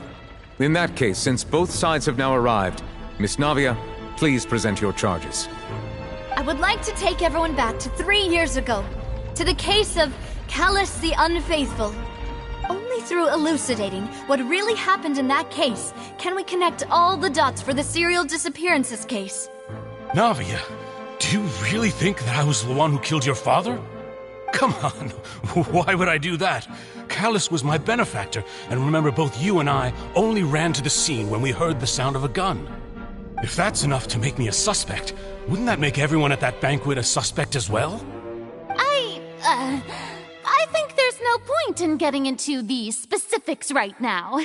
The audience doesn't even have the big picture yet. Even I'm struggling to remember some details of that case. Exactly correct, Your Honor. I must refresh everyone's memory about that case before I can explain my charge and reasoning. I see. In which case, I will recount the findings about that case as originally recorded by Maison Gardiennage.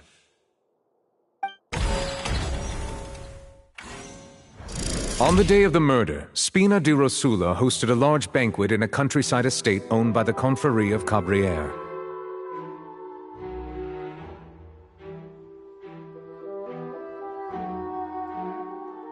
During the banquet, all attending guests heard 2 gunshots from the courtyard. When the guests arrived at the scene, they found the primary suspect, Callus, holding a gun, while his acquaintance, Jacques, lay dead from a gunshot wound. The guards' investigation did not recover any other firearms from the scene. As a result, they concluded that the suspect's first shot must have missed, while the second must have taken Jacques' life. The suspect did not dispute this conclusion, and also declined to defend himself in court. Instead, he chose to prove his innocence through a duel. Callus was defeated by champion duelist Clarand in the ensuing duel, and soon succumbed to the injuries. These are the known facts about the case.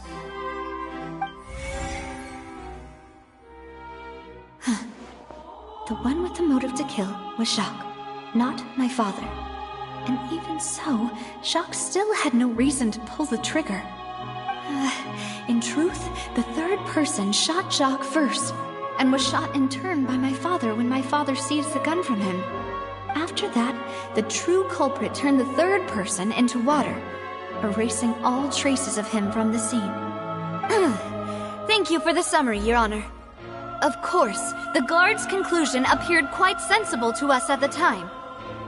However, we should revisit the case now that we've gained new information about the abilities of water from the primordial sea.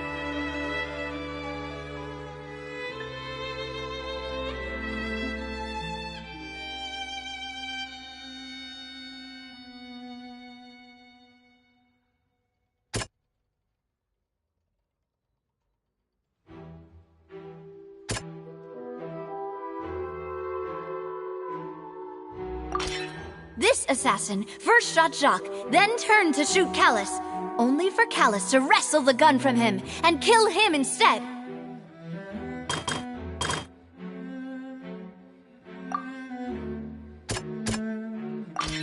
The testimony of the victim's family confirms that Jacques had thoughts of assassinating Callus when he set out for the banquet. However, in the end he reconsidered, and instead shared everything with Callus, hoping to seek the latter's protection. Unfortunately for Jacques, the true culprit had already considered this possibility, and had sent out another assassin.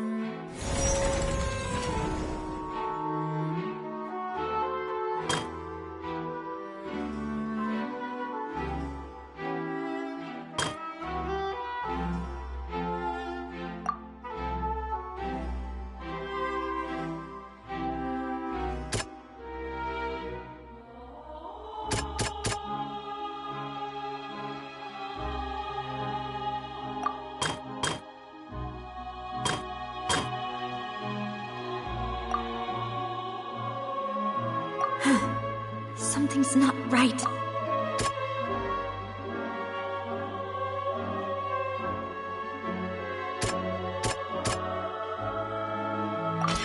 A pile of clothing was found at the scene.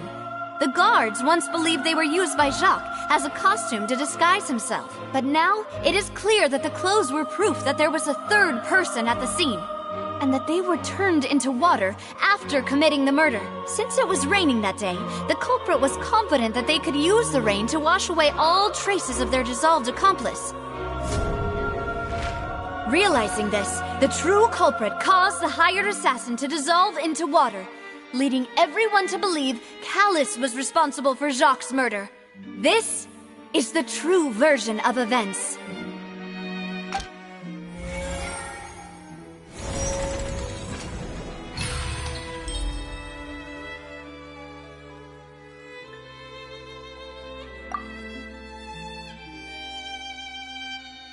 So that's what happened.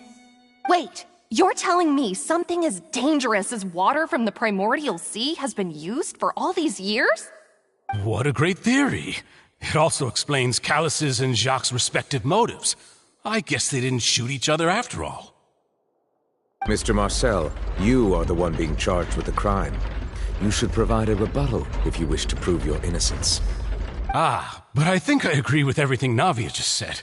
In fact, there was nothing in her speech that directly implicated me. Then, may I ask some questions? In my opinion, we primarily need to determine two things. One, do you have the evidence to back up your claims? I'm afraid not. At least not at this very moment. Boo! If you don't have any evidence, you should just go home! I may not have the evidence with me, but I know where I could go to collect it. If we look up the deserted clothes against a record of people who went missing around the same time, we should be able to find a match. Considering the serial disappearances case, the guards probably kept careful records of all missing persons from around that time, regardless of age or gender. That makes sense to me. Monsieur Neuvillette, I would consider this to be a reasonable investigative direction. Why do I feel like Farina's acting a little differently today? Maybe she's scared of embarrassing herself again? Alternatively, she's become more diligent after charging an innocent citizen in the last trial. My second question has to do with the ensuing duel. If the truth is indeed as you described, then why didn't Mr. Callis explain himself in court? If he had testified that a person had been dissolved, he could have at least mounted a defense. I've thought about this too, and the answer is actually pretty simple. He felt there were things that were more important to him. The dissolving power of water from the primordial sea is an important secret for the true culprit of the serial disappearances case. My father could have exposed it for all to see, but he chose to take it to the grave. At that time, Spina di Rosula was in dire straits, and his reputation had already been shattered. He had no guarantee that going forward with the truth would allow the culprit to be brought to justice. What was certain, however, was that it would paint a gigantic target on my back. Boss once told me that Demoiselle had already been selected as the next target of the serial disappearances case. What? If the secret had gotten out, the culprit would have fought an all-out war with Espina right there and then. I wouldn't have been the only one in danger. All of us would have stood to lose our lives. Of course, the guards might eventually figure out the truth of the matter and determine that we were in the right. But what good would that do? How can a hollow verdict protect anyone? Had this opera house ever given my father any kind of confidence in its brand of justice, Spina di Rosula would have had no reason to exist.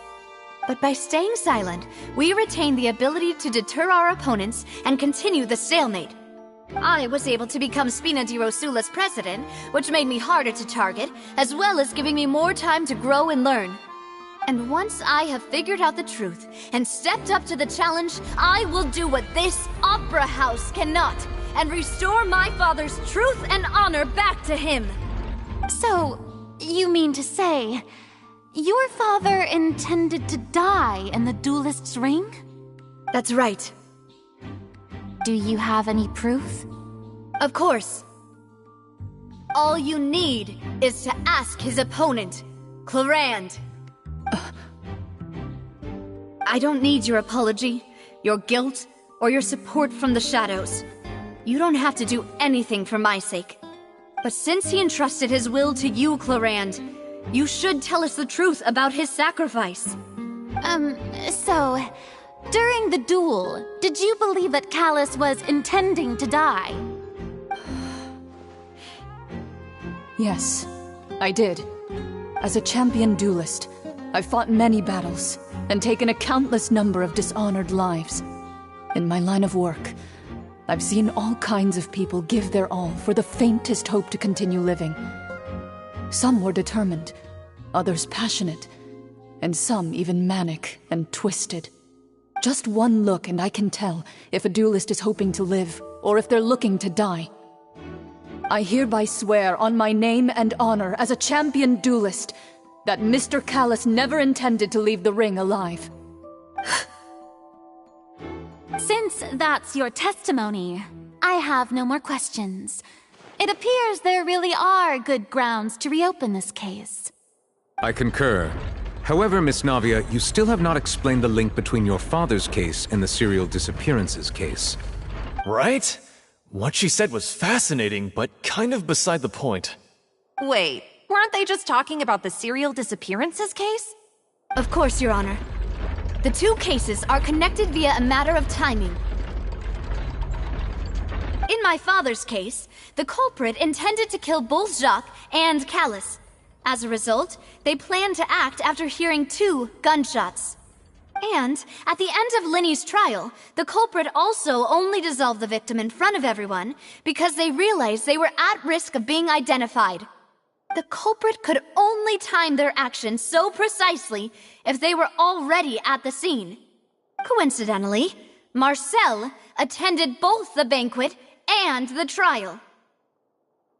So that's why you suspected me. Even after hearing your reasoning, I still can't help but find it a little preposterous. I'm used to it, though. You've always been an impulsive and sentimental child, Navia. It's one of your most endearing traits. No need to appeal to pathos. I won't try to refute your points one by one, but even if everything you just said was true, can you prove that I was the only person present at both events? On top of that, does a person have to be physically present to control the timing? Can't someone remotely monitor the place? Don't know what she can say to that. I know that even with that, you might still think you can reduce the list of suspects with some further investigations until I'm the only one left on the list. Alas, who won't feel at least a little hurt by an accusation of murder from a girl you see as your own daughter? But if I were to dismiss this completely, you'd also think I'm not being considerate of your feelings. Ah well, let Uncle Marcel teach you another lesson. Do you know what the biggest flaw in your reasoning is? I suppose you're gonna tell me anyways. It's timing again. I'm a businessman by trade. From that standpoint, there's no reason for me to kidnap young women. It's a high-risk action with nothing to gain. In addition, I left my home in Snezhnaya when I was young to come to Poisson and work in some trade. My business only thrived when I received Callus's patronage. But the disappearances began before I ever stepped foot in Fontaine. I do apologize, Demoiselle. This was my mistake. No, it's not your fault. I'm sure he had come prepared. Is there anything else you'd like to say? Would you like to check the date of my first business license against the first known case of the serial disappearances?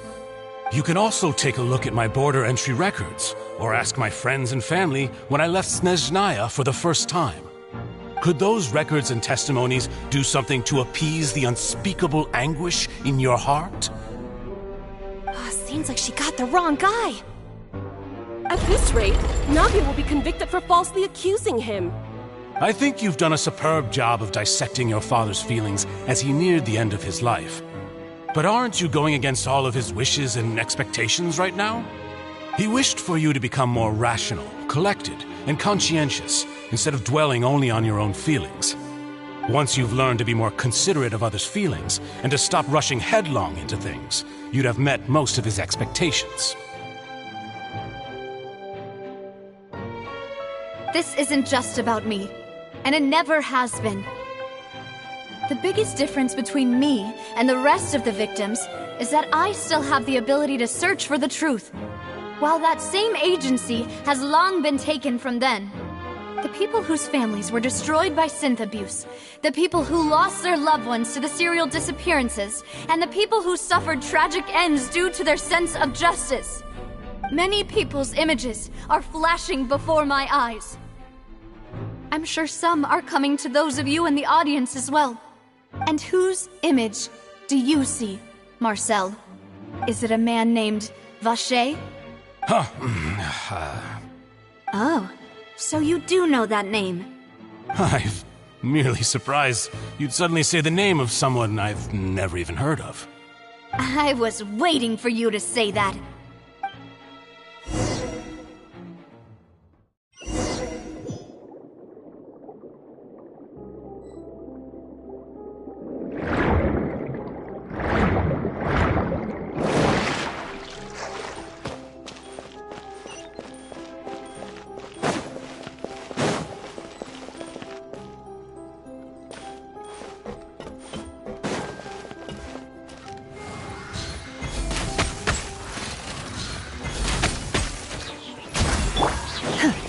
Take your true form! Let's get it on! Rest and rebuild!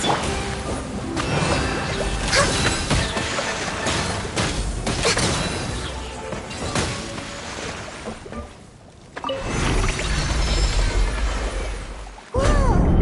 The floor is going up!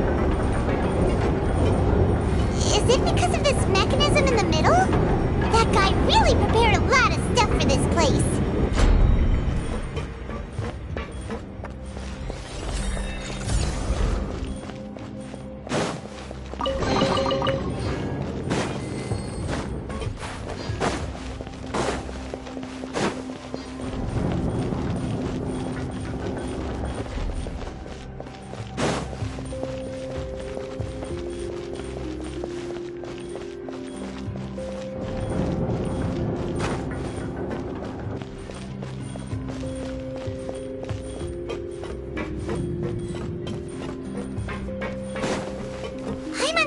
We need to go up, but Paimon doesn't see a way.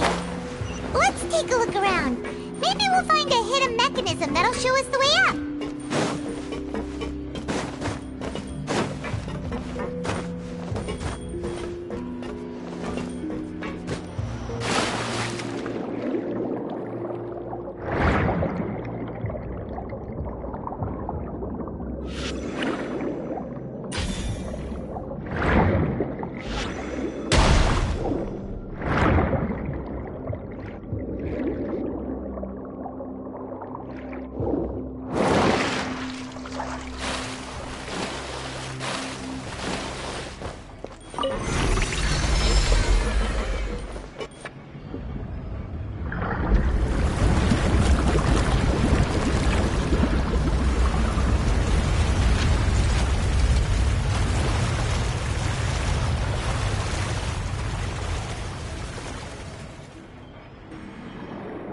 The water level is rising!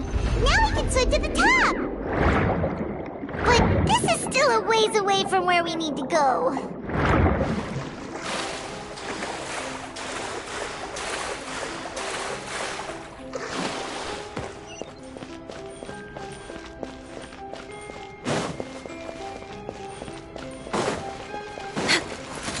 This is long overdue. Do your master's bidding! Look alive!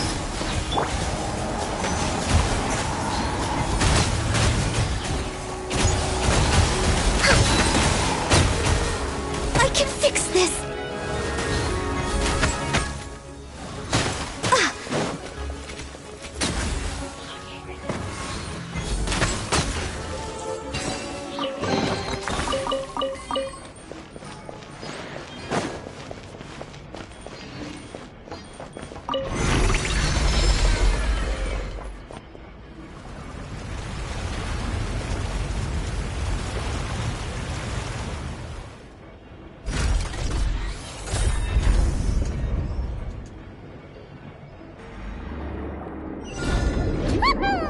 Now the path is clear! Let's go!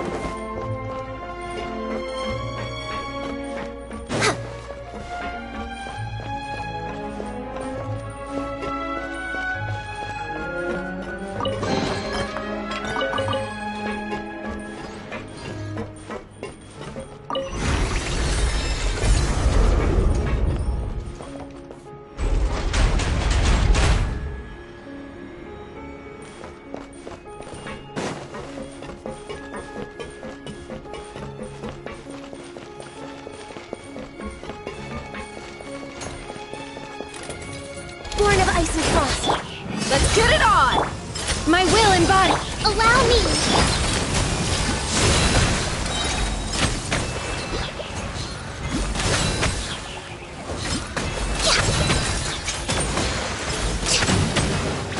Access denied.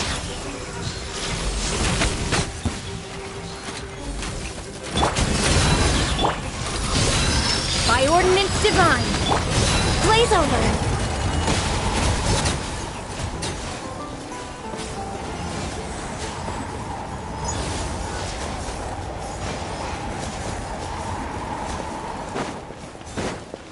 We're way behind schedule.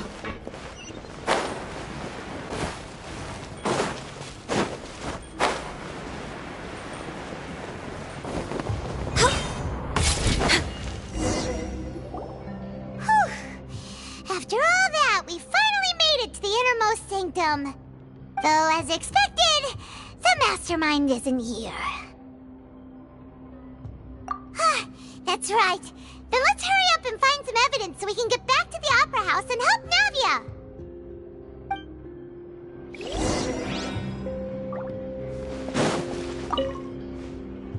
What's all this? Aw, it's a bunch of really cute things! Pink accessories, a hair tie, a necklace, even a makeup box! Oh, Paimon sees it too, but why are all these cute things labeled with different girls' names? Huh? You mean the girls from the serial disappearances? They were brought here? And then they were turned into water. And all the boxes of things, these names. That means... Oh, this is terrible!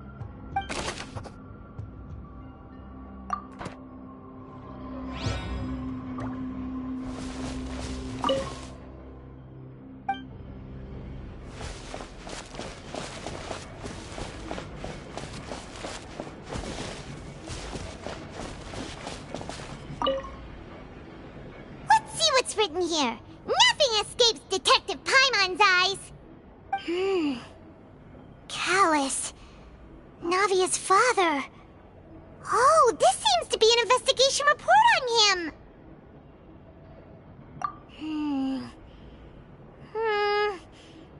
Yep, it's about finding someone to assassinate Jacques and Callus because of a lack of confidence that Jacques himself would go through with it. This should prove the existence of the third person, right?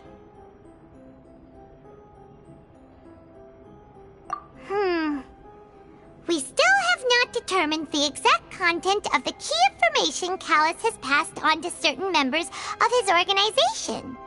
The old dog's a real menace to deal with. Even if he abides by the promise he's made to us, he will still have the upper hand. He can act whenever he wants to make our lives miserable. The only option left is to remove him from the picture entirely. I concur. Let's send someone to kill him.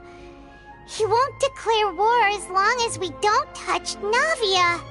Oh, seems like we've got a bunch of correspondence between the higher-ups.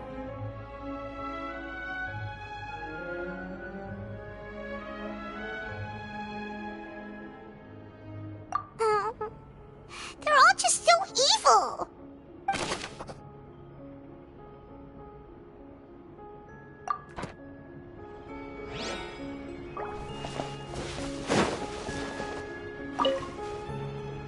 Oh, look! There's an important-looking basin over here, and it's full of water. That means this is where they make all the synth, and that special water is the main ingredient. If you dilute it with normal water, you'll get synth, but the pure stuff can dissolve a human. Paimon will take notes on this incriminating evidence.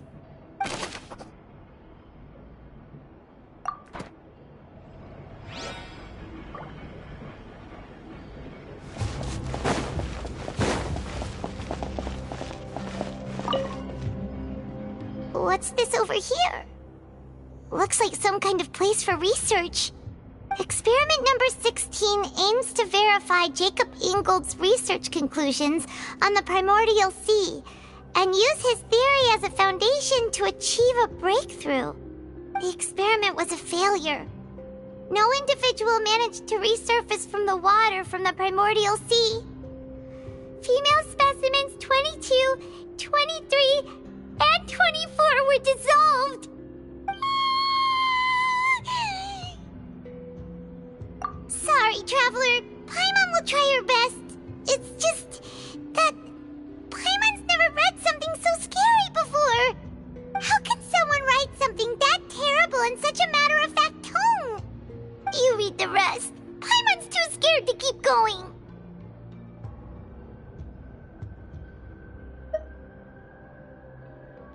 So that's why he did all of these experiments. But did he really think he'd be able to find a way just by dissolving people over and over? That's just insane! Huh? Isn't that the name you heard by the fountain? Paimon thought he was an eyewitness in the serial disappearances case. Ah, you mean Vache is the one who did all of these... experiments? So that's it! Vache was no victim, but personally took his lover and... No, that's not it either! If that's the case, why would he want people to resurface from the water? In any case, Paimon will write it all down.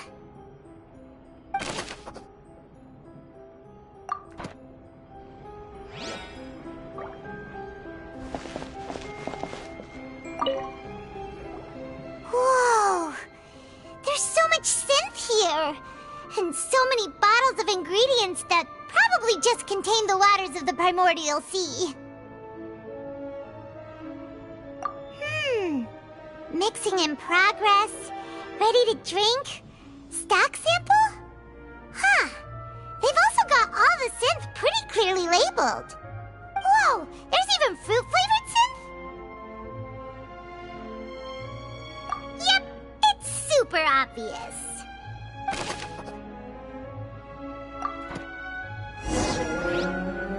We've looked at almost everything here, and it seems like our theories were spot on, but...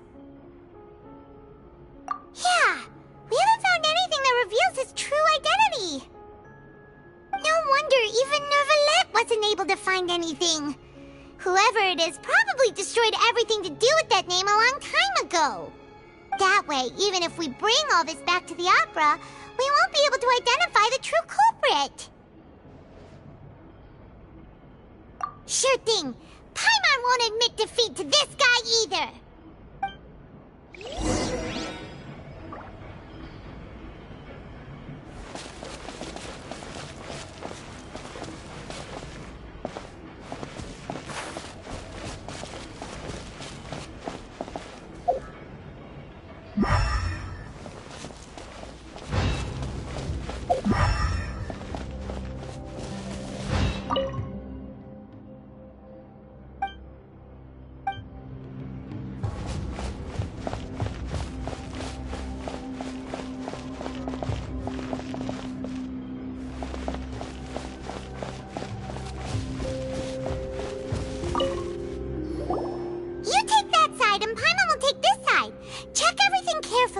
We'll find something for sure.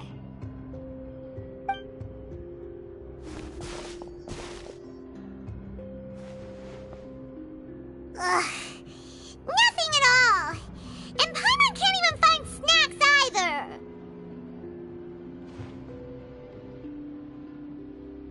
Whoa, really? Let Paimon see. Vinier. Isn't that Vache's lover's name? Then you found her diary! Let's see! Aw, it's just a normal diary chronicling their love story. She was so sweet, too. Oh, Paimon feels even worse for her now.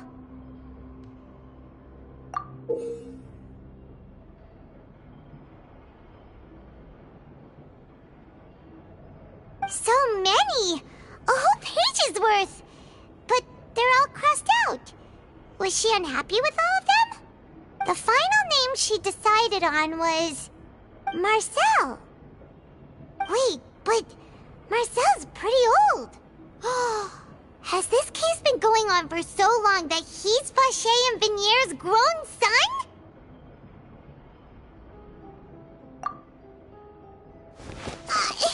Hey! Paimon still hasn't figured it out yet.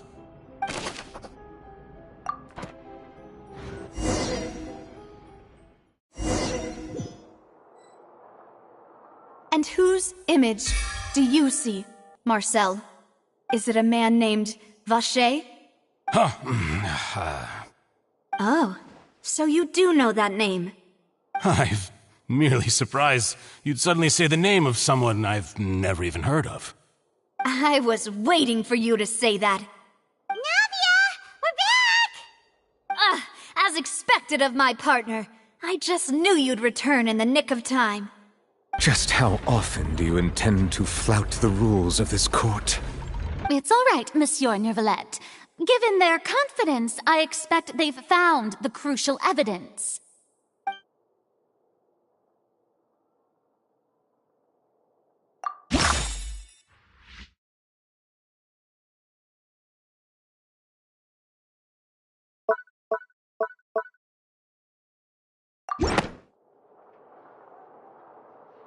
But the truth of it, Marcel, is that you've always been Vacher. Huh? We've investigated your lair and we already know everything! After your lover, Vinier, was dissolved, you kept abducting young women to experiment on the hopes of bringing her back to you!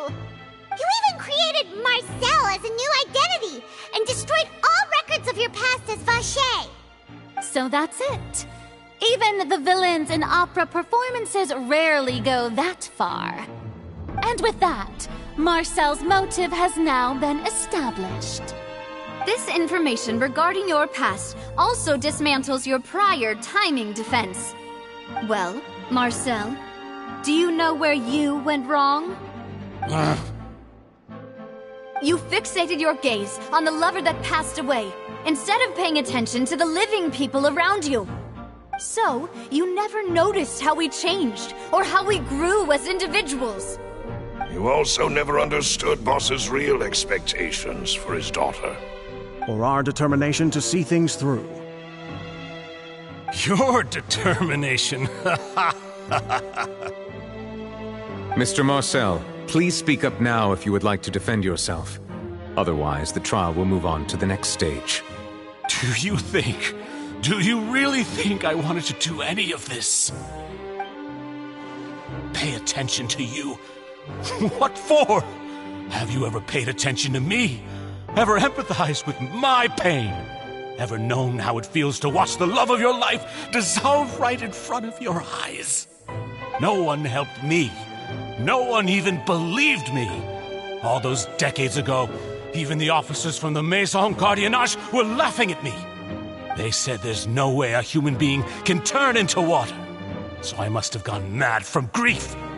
Vinier's death was brushed away by all of you as if it didn't matter at all. Well, now you know, don't you? Ha! Well, it's too late now. All those who were dissolved are gone forever. You only have yourselves to blame. You set up this ornate opera house in pursuit of your so-called justice. Your beloved drama, while turning a blind eye to the suffering of the people. Vinier is dead. We promised each other that we would always be together. Wherever she goes, I will follow.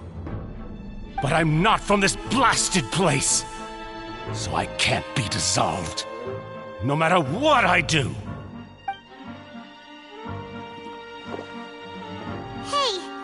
Is that water from the primordial sea that he's drinking?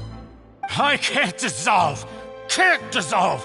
Can't dissolve! Do you all see? I can't go! I can't follow!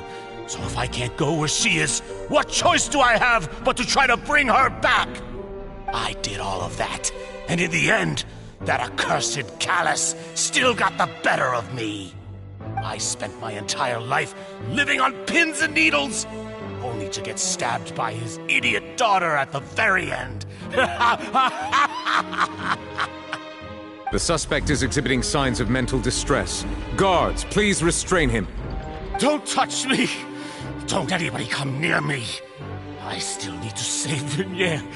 I promise. We made a promise. Vignere. Vignere! Please, Vignere. Don't think badly of me. All I want to do is fulfill our promise. At this point, the verdict of this trial is clear. With Mr. Marcel's conviction, the charges against Mr. Tartaglia no longer have any basis. Fine by me. I was in a bad mood, but after a show like that, I'm actually feeling pretty good. Traveler, please submit all the evidence you have collected to the guards, so that I might review and summarize the truth behind the serial disappearances case. The man now known as Marcel was originally named Vacher and worked as an adventurer with his partner and lover Vignere. During an underwater expedition, Vignere accidentally came into contact with water from the primordial sea and was dissolved in front of Vacher as a result. Vacher learned of the primordial water's existence through the work of others and began to kidnap young women for research, with the goal of discovering a method to restore Vignere back to life. To cover his tracks, he invented the new alias of Marcel and began to operate a business in Poisson. During the course of his research, Vacher discovered that a diluted concoction of water from the primordial sea can induce feelings of euphoria, and began to manufacture and market synth. However, as he accumulated wealth to fund his continued research and expanded the scope, he came into conflict with Spina di Rosula. After exchanging blows with Spina di Rosula for many years, Vacher decided to assassinate their president Callus at a banquet. Although the assassination did not go as Vacher expected, he was able to turn Callus into the murder suspect by dissolving the assassin he sent to the scene. And just recently, Vacher attempted to frame Linny as the culprit of the serial disappearances case, using a similar method. However, his attempt to frame Linny failed, and the power of water from the primordial sea became public knowledge. This case also exposed enough of Vacher's machinations that he was eventually successfully charged in court. Thus concludes the enigmatic history of the serial disappearances case, with the truth revealed to all.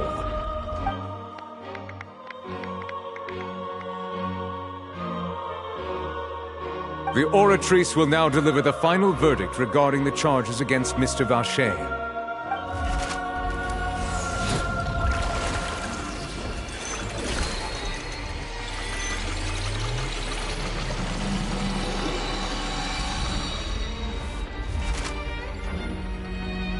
According to the judgment of the Oratrice Mécanique d'Analyse Cardinale, Mr. Vacher is guilty.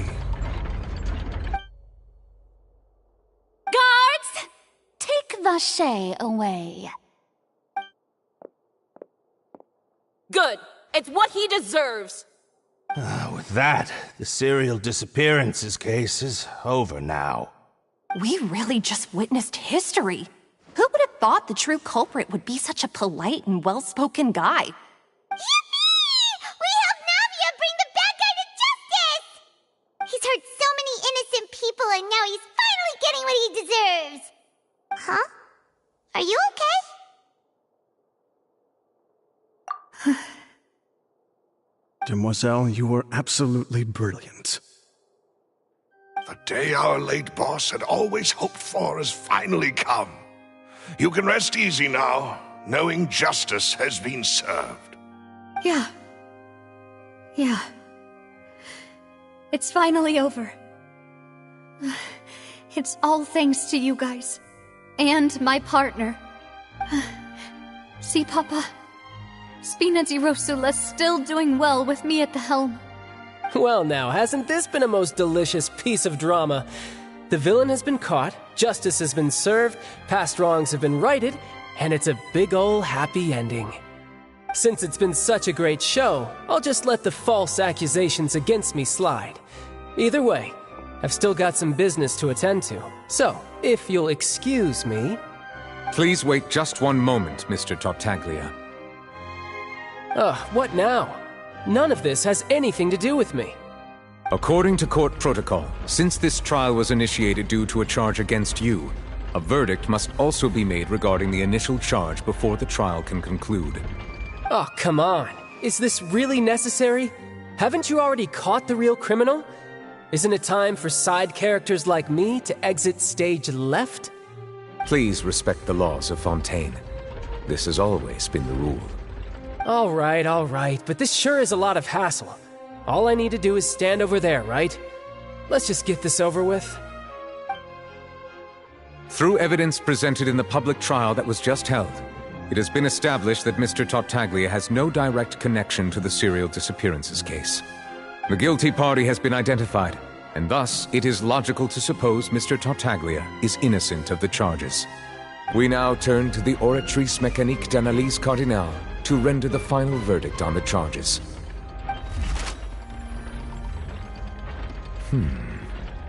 According to the judgment of the Oratrice Mécanique d'Analyse Cardinale, Mr. Tartaglia is guilty. What? Hey! That's not funny! Didn't you just say I'm supposed to be innocent? What's with this verdict? Is your justice machine malfunctioning? Huh?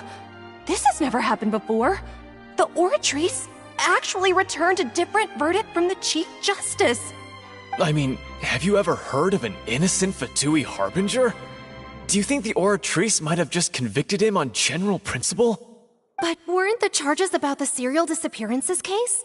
No matter what else he's guilty of, it shouldn't affect the verdict in this case, right?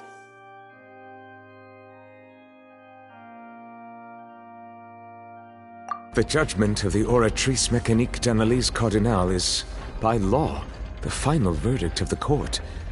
We must accept the guilty verdict. Guards, please take the suspect into custody per court protocol.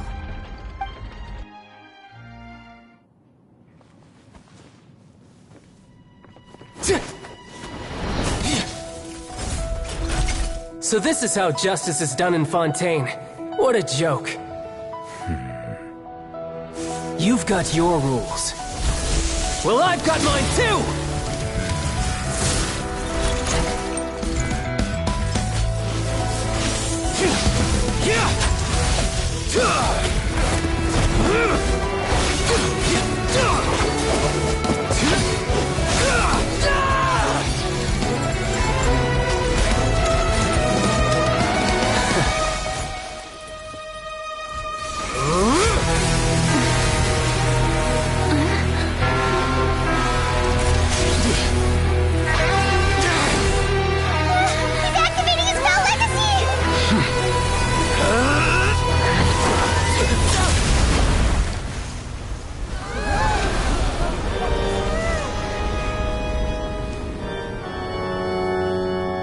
I am sorry.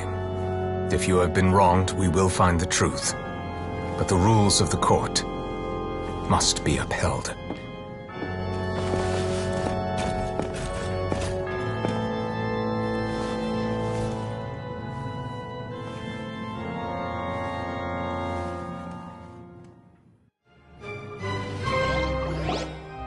Hey, Monsieur Novelette, what's going on? Shouldn't they have been cleared already? Apologies. This is also the first time I've encountered such a situation. However, according to the rules established at the conception of Fontaine's court system, the Oratrice's judgment is the final verdict of the court. All I do is follow court procedure.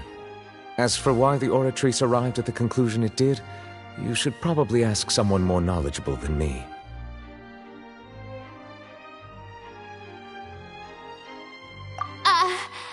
Why are you looking at me? I had nothing to do with it! I don't know what happened there either! Hey, stop staring at me! What does Lady Farina mean by that?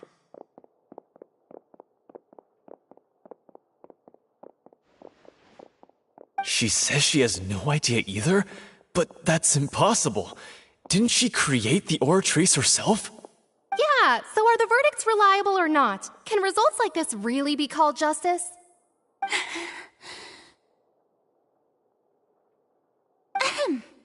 My dearest citizens, did you really think we'd allow an incorrect verdict to be handed out in this court? Did you really believe that the judgment could be mistaken or be the result of some sort of random mishap?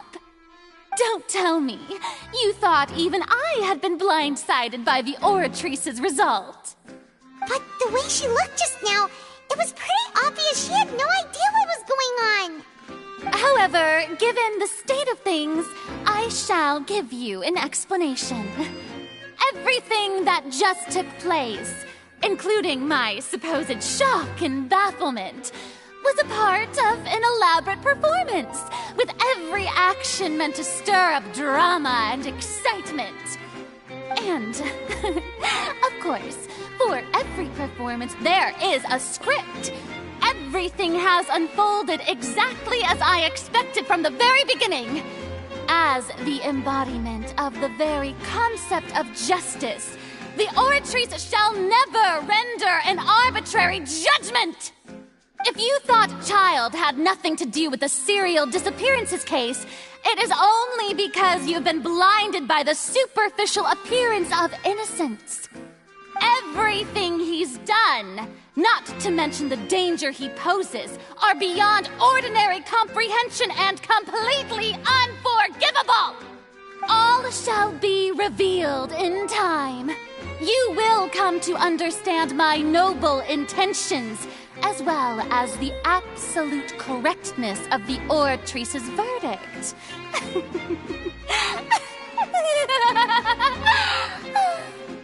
Now, having said that, although I hate to leave things hanging in suspense, it is now time for this performance to end.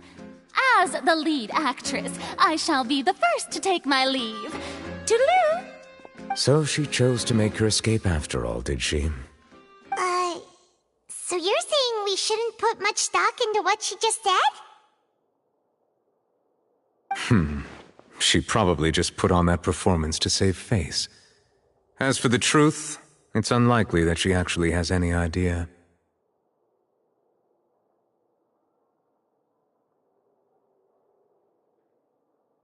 However, please be assured that I will continue to investigate this case in a personal capacity. Just as I promised, if the judgment has been incorrect, we will do our utmost to clear his name. All right. Even though we feel pretty badly for him, we'll take your word for it for now. After all, he's done plenty of bad stuff, so he should have known he'd go to prison someday, right?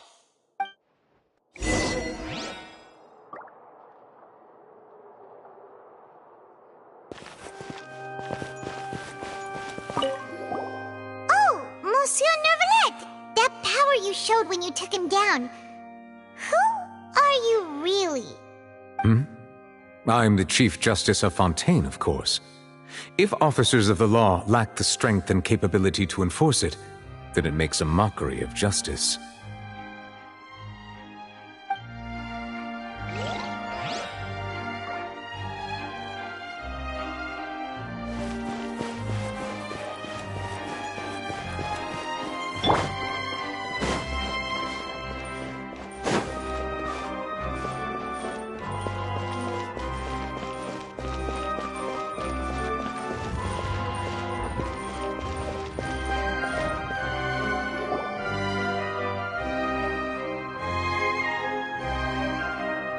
Hey, what are you doing? Quick, stop him! Traveler! Hey! Traveler! Marcel! What are you doing over here? Stop resisting arrest! Cease, or we'll add another charge to the list! No, wait! I just want to ask the Traveler something. I'm not looking to run away. Please, just let me ask this one small thing. Go on. Thank you. I was being led away when I finally realized something. Where did you first hear the name Vacher? I erased all records of that name.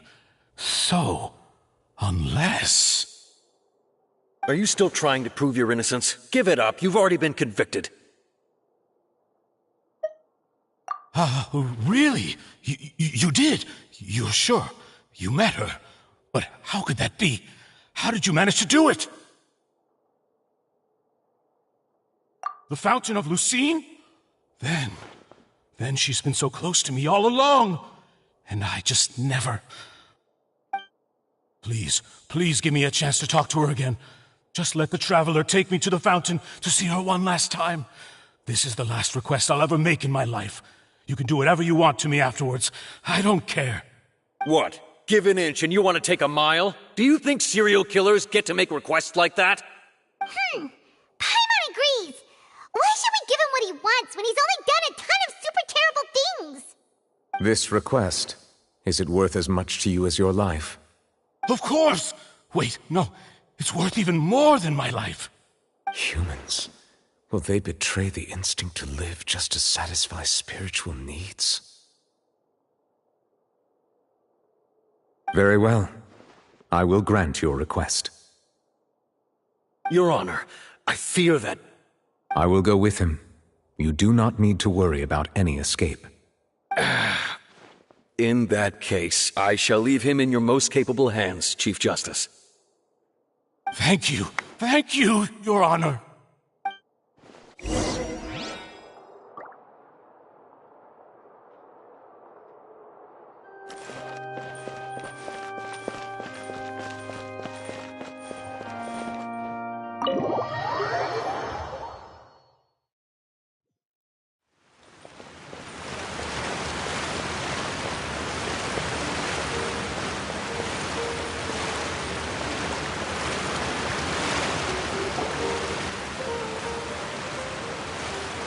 Is this the place?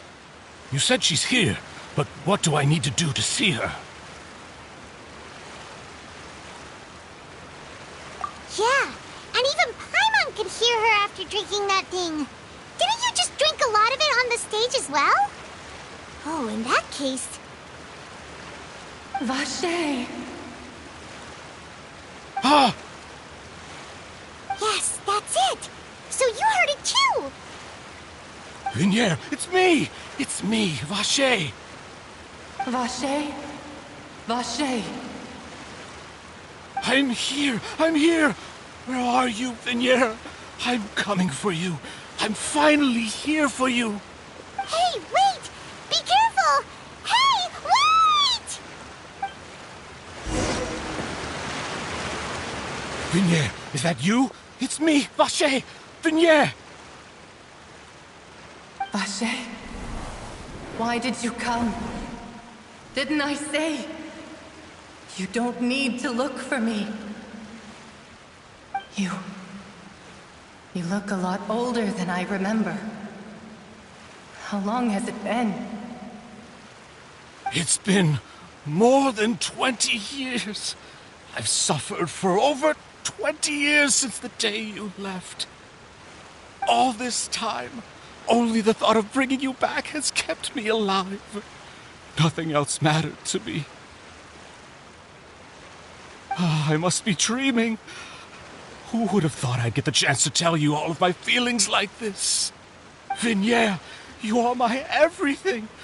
I really don't know how I could live without you. But Vache, if you ask me, this world would be better off without you. What are you saying? If not for you, I would have finished my law degree and probably become a top-tier attorney one day. If not for you, I would have continued to pursue my love of the arts, and my works would have been displayed in the Palais Mermonia itself. If not for you, I would at least have been able to take care of my mother. And she would not have grown old and died alone, with nothing but the tears on her cheeks. It's all because of your selfishness, Vache. It's all because of you. Wait, you are not Vignier. Who are you? You're right. I am not Vignier. I am the sacrifices. Every woman who died by your hand, as our bodies dissolved, our consciousnesses flowed back to the primordial sea. Our thoughts circulated endlessly within the primordial sea, and we were no longer individuals, but we became one, just as streams of water come together in the sea. I'm Cressy. I'm Lemony. I'm Azine. The only one I am not is Vignier. Why? But then, where is Vignier? She doesn't want to see you anymore. Every tendril of her consciousness is avoiding you. This is what you get for your selfishness. Your selfishness robbed us of our lives and our futures. You said time and time again that you'd do any and everything for her. But did you ever consider whether she'd want to see you do the things that you did? If she would despise you for what you became?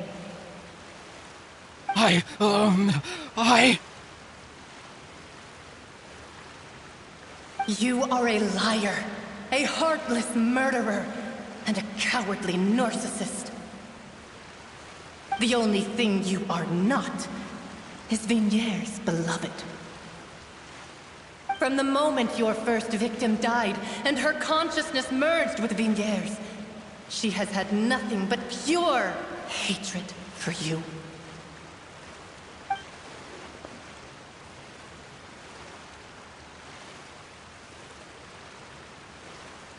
No! Vignier! She can't hate me. Let me see her, please. Have mercy. You still don't understand. When I said don't look for me, that came from the real Vignier. She really doesn't want to see you anymore. But on top of that, she also said that because it's her final drop of pity for you. She said that because she knew that if you did come here, we will show no mercy to you. Vache. Vache? Vache? Vache. Vache. Vache. Vache. Drown.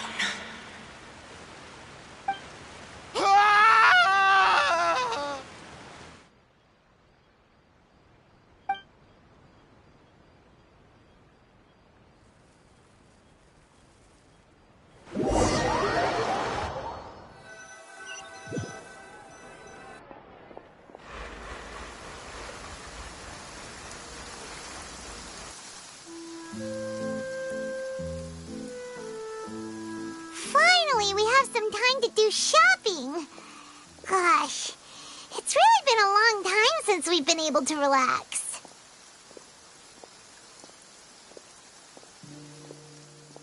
Huh. Well met, partner. I knew something great was going to happen when I woke up in such a good mood today. Even this weather can't put a damper on the demoiselle's mood.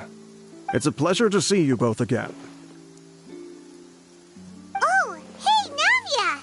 It's been a few days. Paimon's already started to miss you.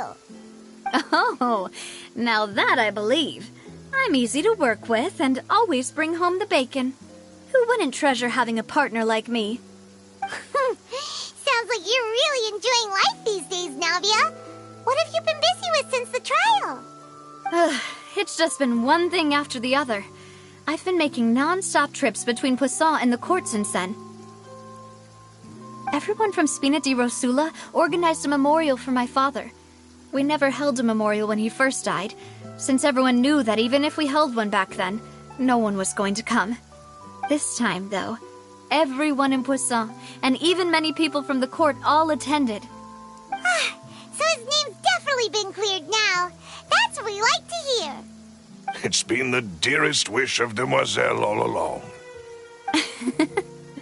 That blasted stubborn fool. I was right to put my faith in him. I'm so glad I didn't give up on the case all those years ago. Oh, by the way, I ran into Charlotte just after I left the memorial service. Well, maybe it'd be more accurate to say I knew she would be there, and there was no way she'd just let me go. Huh? So you know Charlotte too? The Charlotte? Journalist from the Steambird? Yeah, way back when I first became the president of the Spina di Rosula, she was all over me. Wouldn't take no for an answer. I believe the story was called The True Heart of Darkness, Secret Tales of the Yellow Rose. To be fair, though, it was a really flattering feature. So, we've been on pretty good terms ever since. She was trying to lean on our friendship to get me to do an exclusive piece on the serial disappearances case. Oh yeah, she told us about that. She's always been super interested in that case, so now her wish has finally come true too. Anyway, I told her to make sure that when she writes about you guys entering the opera house with the critical evidence, that you both sound really cool. Now that's another thing to look forward to. We trust Charlotte's skills with a pen for sure. Oh, and in other news, I also took Clarand out for a meal. Oh, are you two on better terms now? While you were investigating Vaché's headquarters, Clarand gave testimony on my father's behalf. It was thanks to her that we were able to turn the tide. I wanted to thank her. I mean, there's also no point in being awkward all the time, so we took the chance to reconcile with each other. Oh, that's great. Paimon also thought Clarand wasn't actually a bad person. It's always good to have more friends. Anyway, now that the case has finally been solved, perhaps it will slowly begin to fade from the public consciousness. Oh, actually, there's still one last thing I need to do. What is it? I should pay a visit to my father's grave and tell him the truth of what happened, as well as how it all ended. And on top of that, just how much people still look up to him to this day. That includes me, too. Miss Navia. Indeed. We want to go too! We also think Callus is a really admirable person. Sure thing. I'd like you two to share the moment with me. After all, without you, there might not have been such a positive ending. And in that case, everyone, let's be off. Considering the recent weather, we'll be lucky if we can reach Poisson before dark. Yeah, you're right. It's been raining non-stop for a few days now.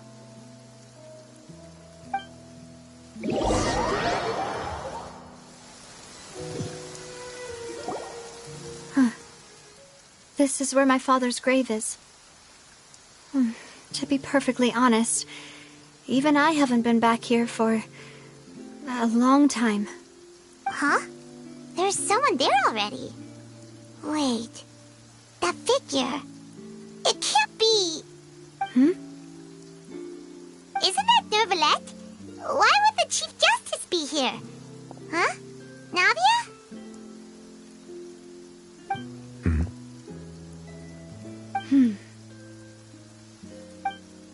My apologies. I should have asked before coming to pay my respects. Don't say that.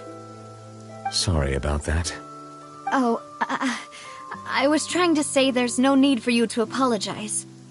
I wanted to show my father how much I've grown, but still, I doubt I've grown to the point that even the Chief Justice would feel compelled to apologize to me over and over.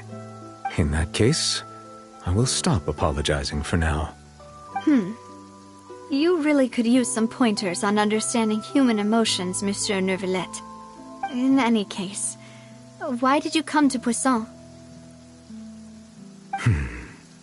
Well, ever since that day, I've been turning a question over and over in my head.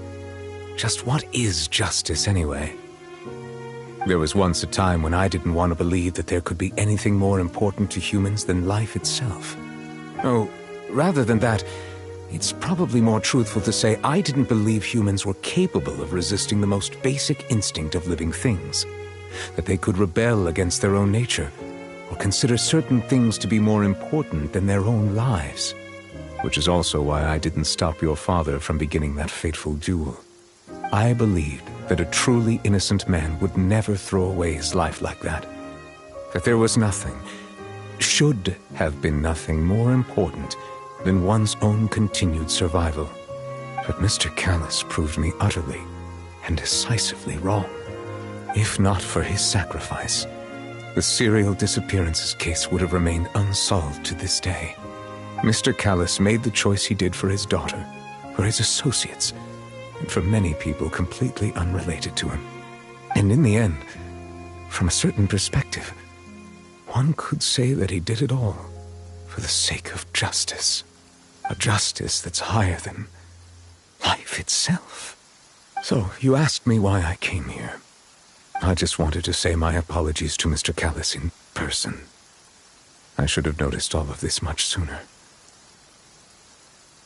This regret has filled me with a sadness that has haunted me for days.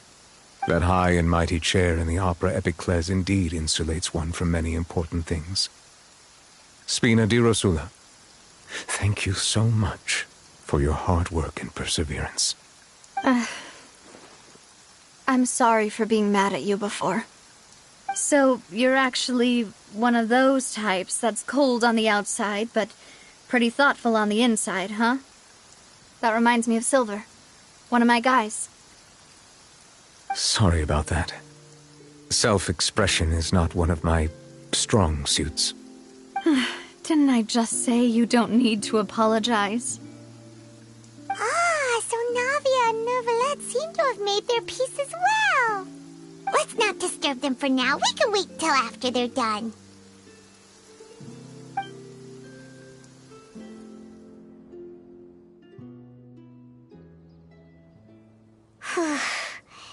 Paimon's never paid respects at someone's grave before. Did Paimon do anything rude there? Huh? Oh, Paimon didn't know that was a thing. But Paimon doesn't know what she would do if she can't fly. Oh no. Paimon hopes Miss Navia won't be too mad. Anyway, Neuvillette is still standing around there. It's not often that we can catch him alone like this, so why don't we go talk to him for a bit? If we can't talk to Lady Farina, we can at least talk to him, right?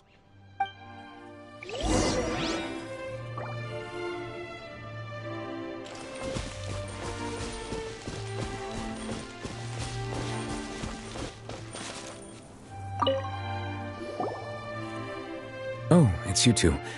Did Miss Navia invite you to come pay your respects to her father? We ran into Navia on the streets today, so we just followed her here. I see. Then is there something that I can help you with? Well, it's pretty hard to run into you like this, since you're usually super busy. So we figured we could try to ask you a few questions, if that's okay. Please feel free. Though outsiders, you helped us solve one of the greatest mysteries in Fontaine, and it would be my pleasure to return the favor.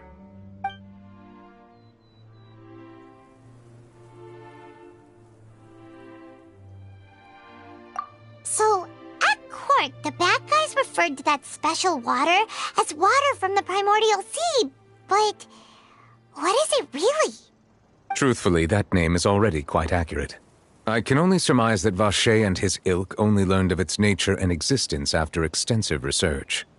There used to be a special sea on the surface of this planet. The nature of its seawater was rather different from that of the sea we know today. Most of Tevat's life forms were first born in that special sea. You could say it nurtured much of the life on this planet. Huh. So it really was where everything began. It makes sense to call it primordial then. But today, the primordial sea no longer exists on the planet's surface. What Vacher discovered must have been some kind of special case, or a remnant from a truly ancient age. Huh. So that's how it is. Oh, you really know everything, Monsieur Neuvillette. But if that's the case, then why would people, at least people from Fontaine, dissolve in that kind of water? Indeed. Why would the primordial sea, which was known to engender and nurture life, suddenly reverse itself and devour life instead? To be frank, that also doesn't match my understanding of this world and its laws. There must still be some unknown secrets around the people of this land. Is there anything else you'd like to ask me about?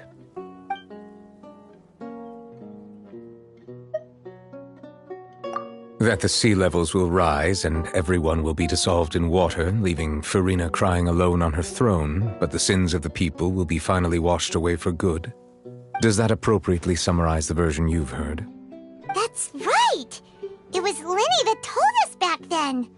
And that about covers all the main points.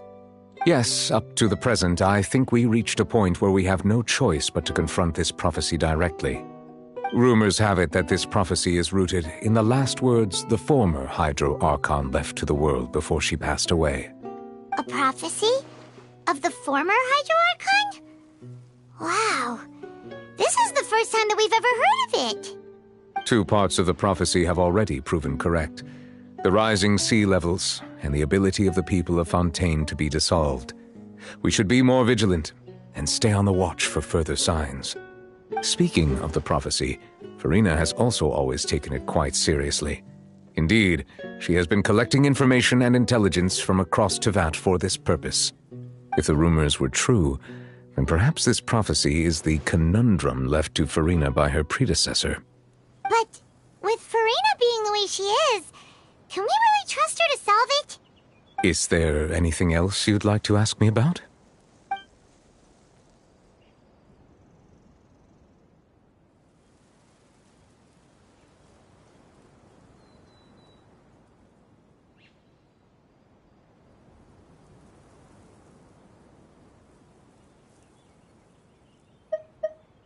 My apologies. My investigation has still not reached its conclusion. However, I still believe the judgment of the Oratrice was not rendered arbitrarily. But you also said you thought he was innocent. For many years, I have been quite aware that the Oratrice does not simply mechanically repeat the verdict that I give on each case. As a divinely created mechanism, the people's unified faith in the concept of justice is integrated into it. Not only can it produce the incredible power of indemnitium, but it likely also possesses other traits, such as self-awareness. Which is all to say, I have been prepared for a situation like this for a long time. So when Linny told us that he heard a human voice from the room where the Oratrice's core is stored... I was not aware such a thing had occurred. Perhaps that could serve to prove my conjecture. I will add that to the list of items to investigate. In any case, I am inclined to believe that the Oratrice does have a methodology all its own. We just do not have enough information. Based on Farina's reaction, I doubt even she had any idea what was going on. She managed to bluff her way through it, though, with her time-tested twin tricks of bravado and drama. While we do intend to get to the bottom of this, for now, we regret to say that the Fatui Harbinger will just have to bide his time in the fortress of Meripede. If we did incorrectly convict him of crimes he did not commit, we will most certainly compensate him to the fullest extent allowed by the law. If you ask Paimon, the only compensation he'll want is a no-holds-barred fight with you. Is there anything else you'd like to ask me about?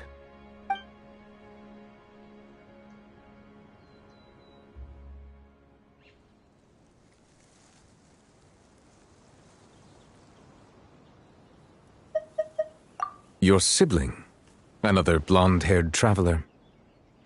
I'm sorry, but I've never seen anyone who matches that description. If he ever stepped foot in Fontaine, I'm sure he followed our laws to the letter, and had no reason to appear on the stage of the opera Epicles. Is there anything else you'd like to ask me about? Very well. It was my honor to provide you with what answers I could. I very much enjoyed conversing with you. It will soon be time for me to leave this blissful tranquility behind and return to Palais Memoria. You really are super busy, Monsieur Neuvillette. Paimon thought you only came here to pay your respects today because you had the day off. Crime and villainy do not have the day off, and so justice must work around the clock as well. This is merely the nature of a justice's work. All right. You've got a point. Huh? Paimon just noticed that the rain has stopped.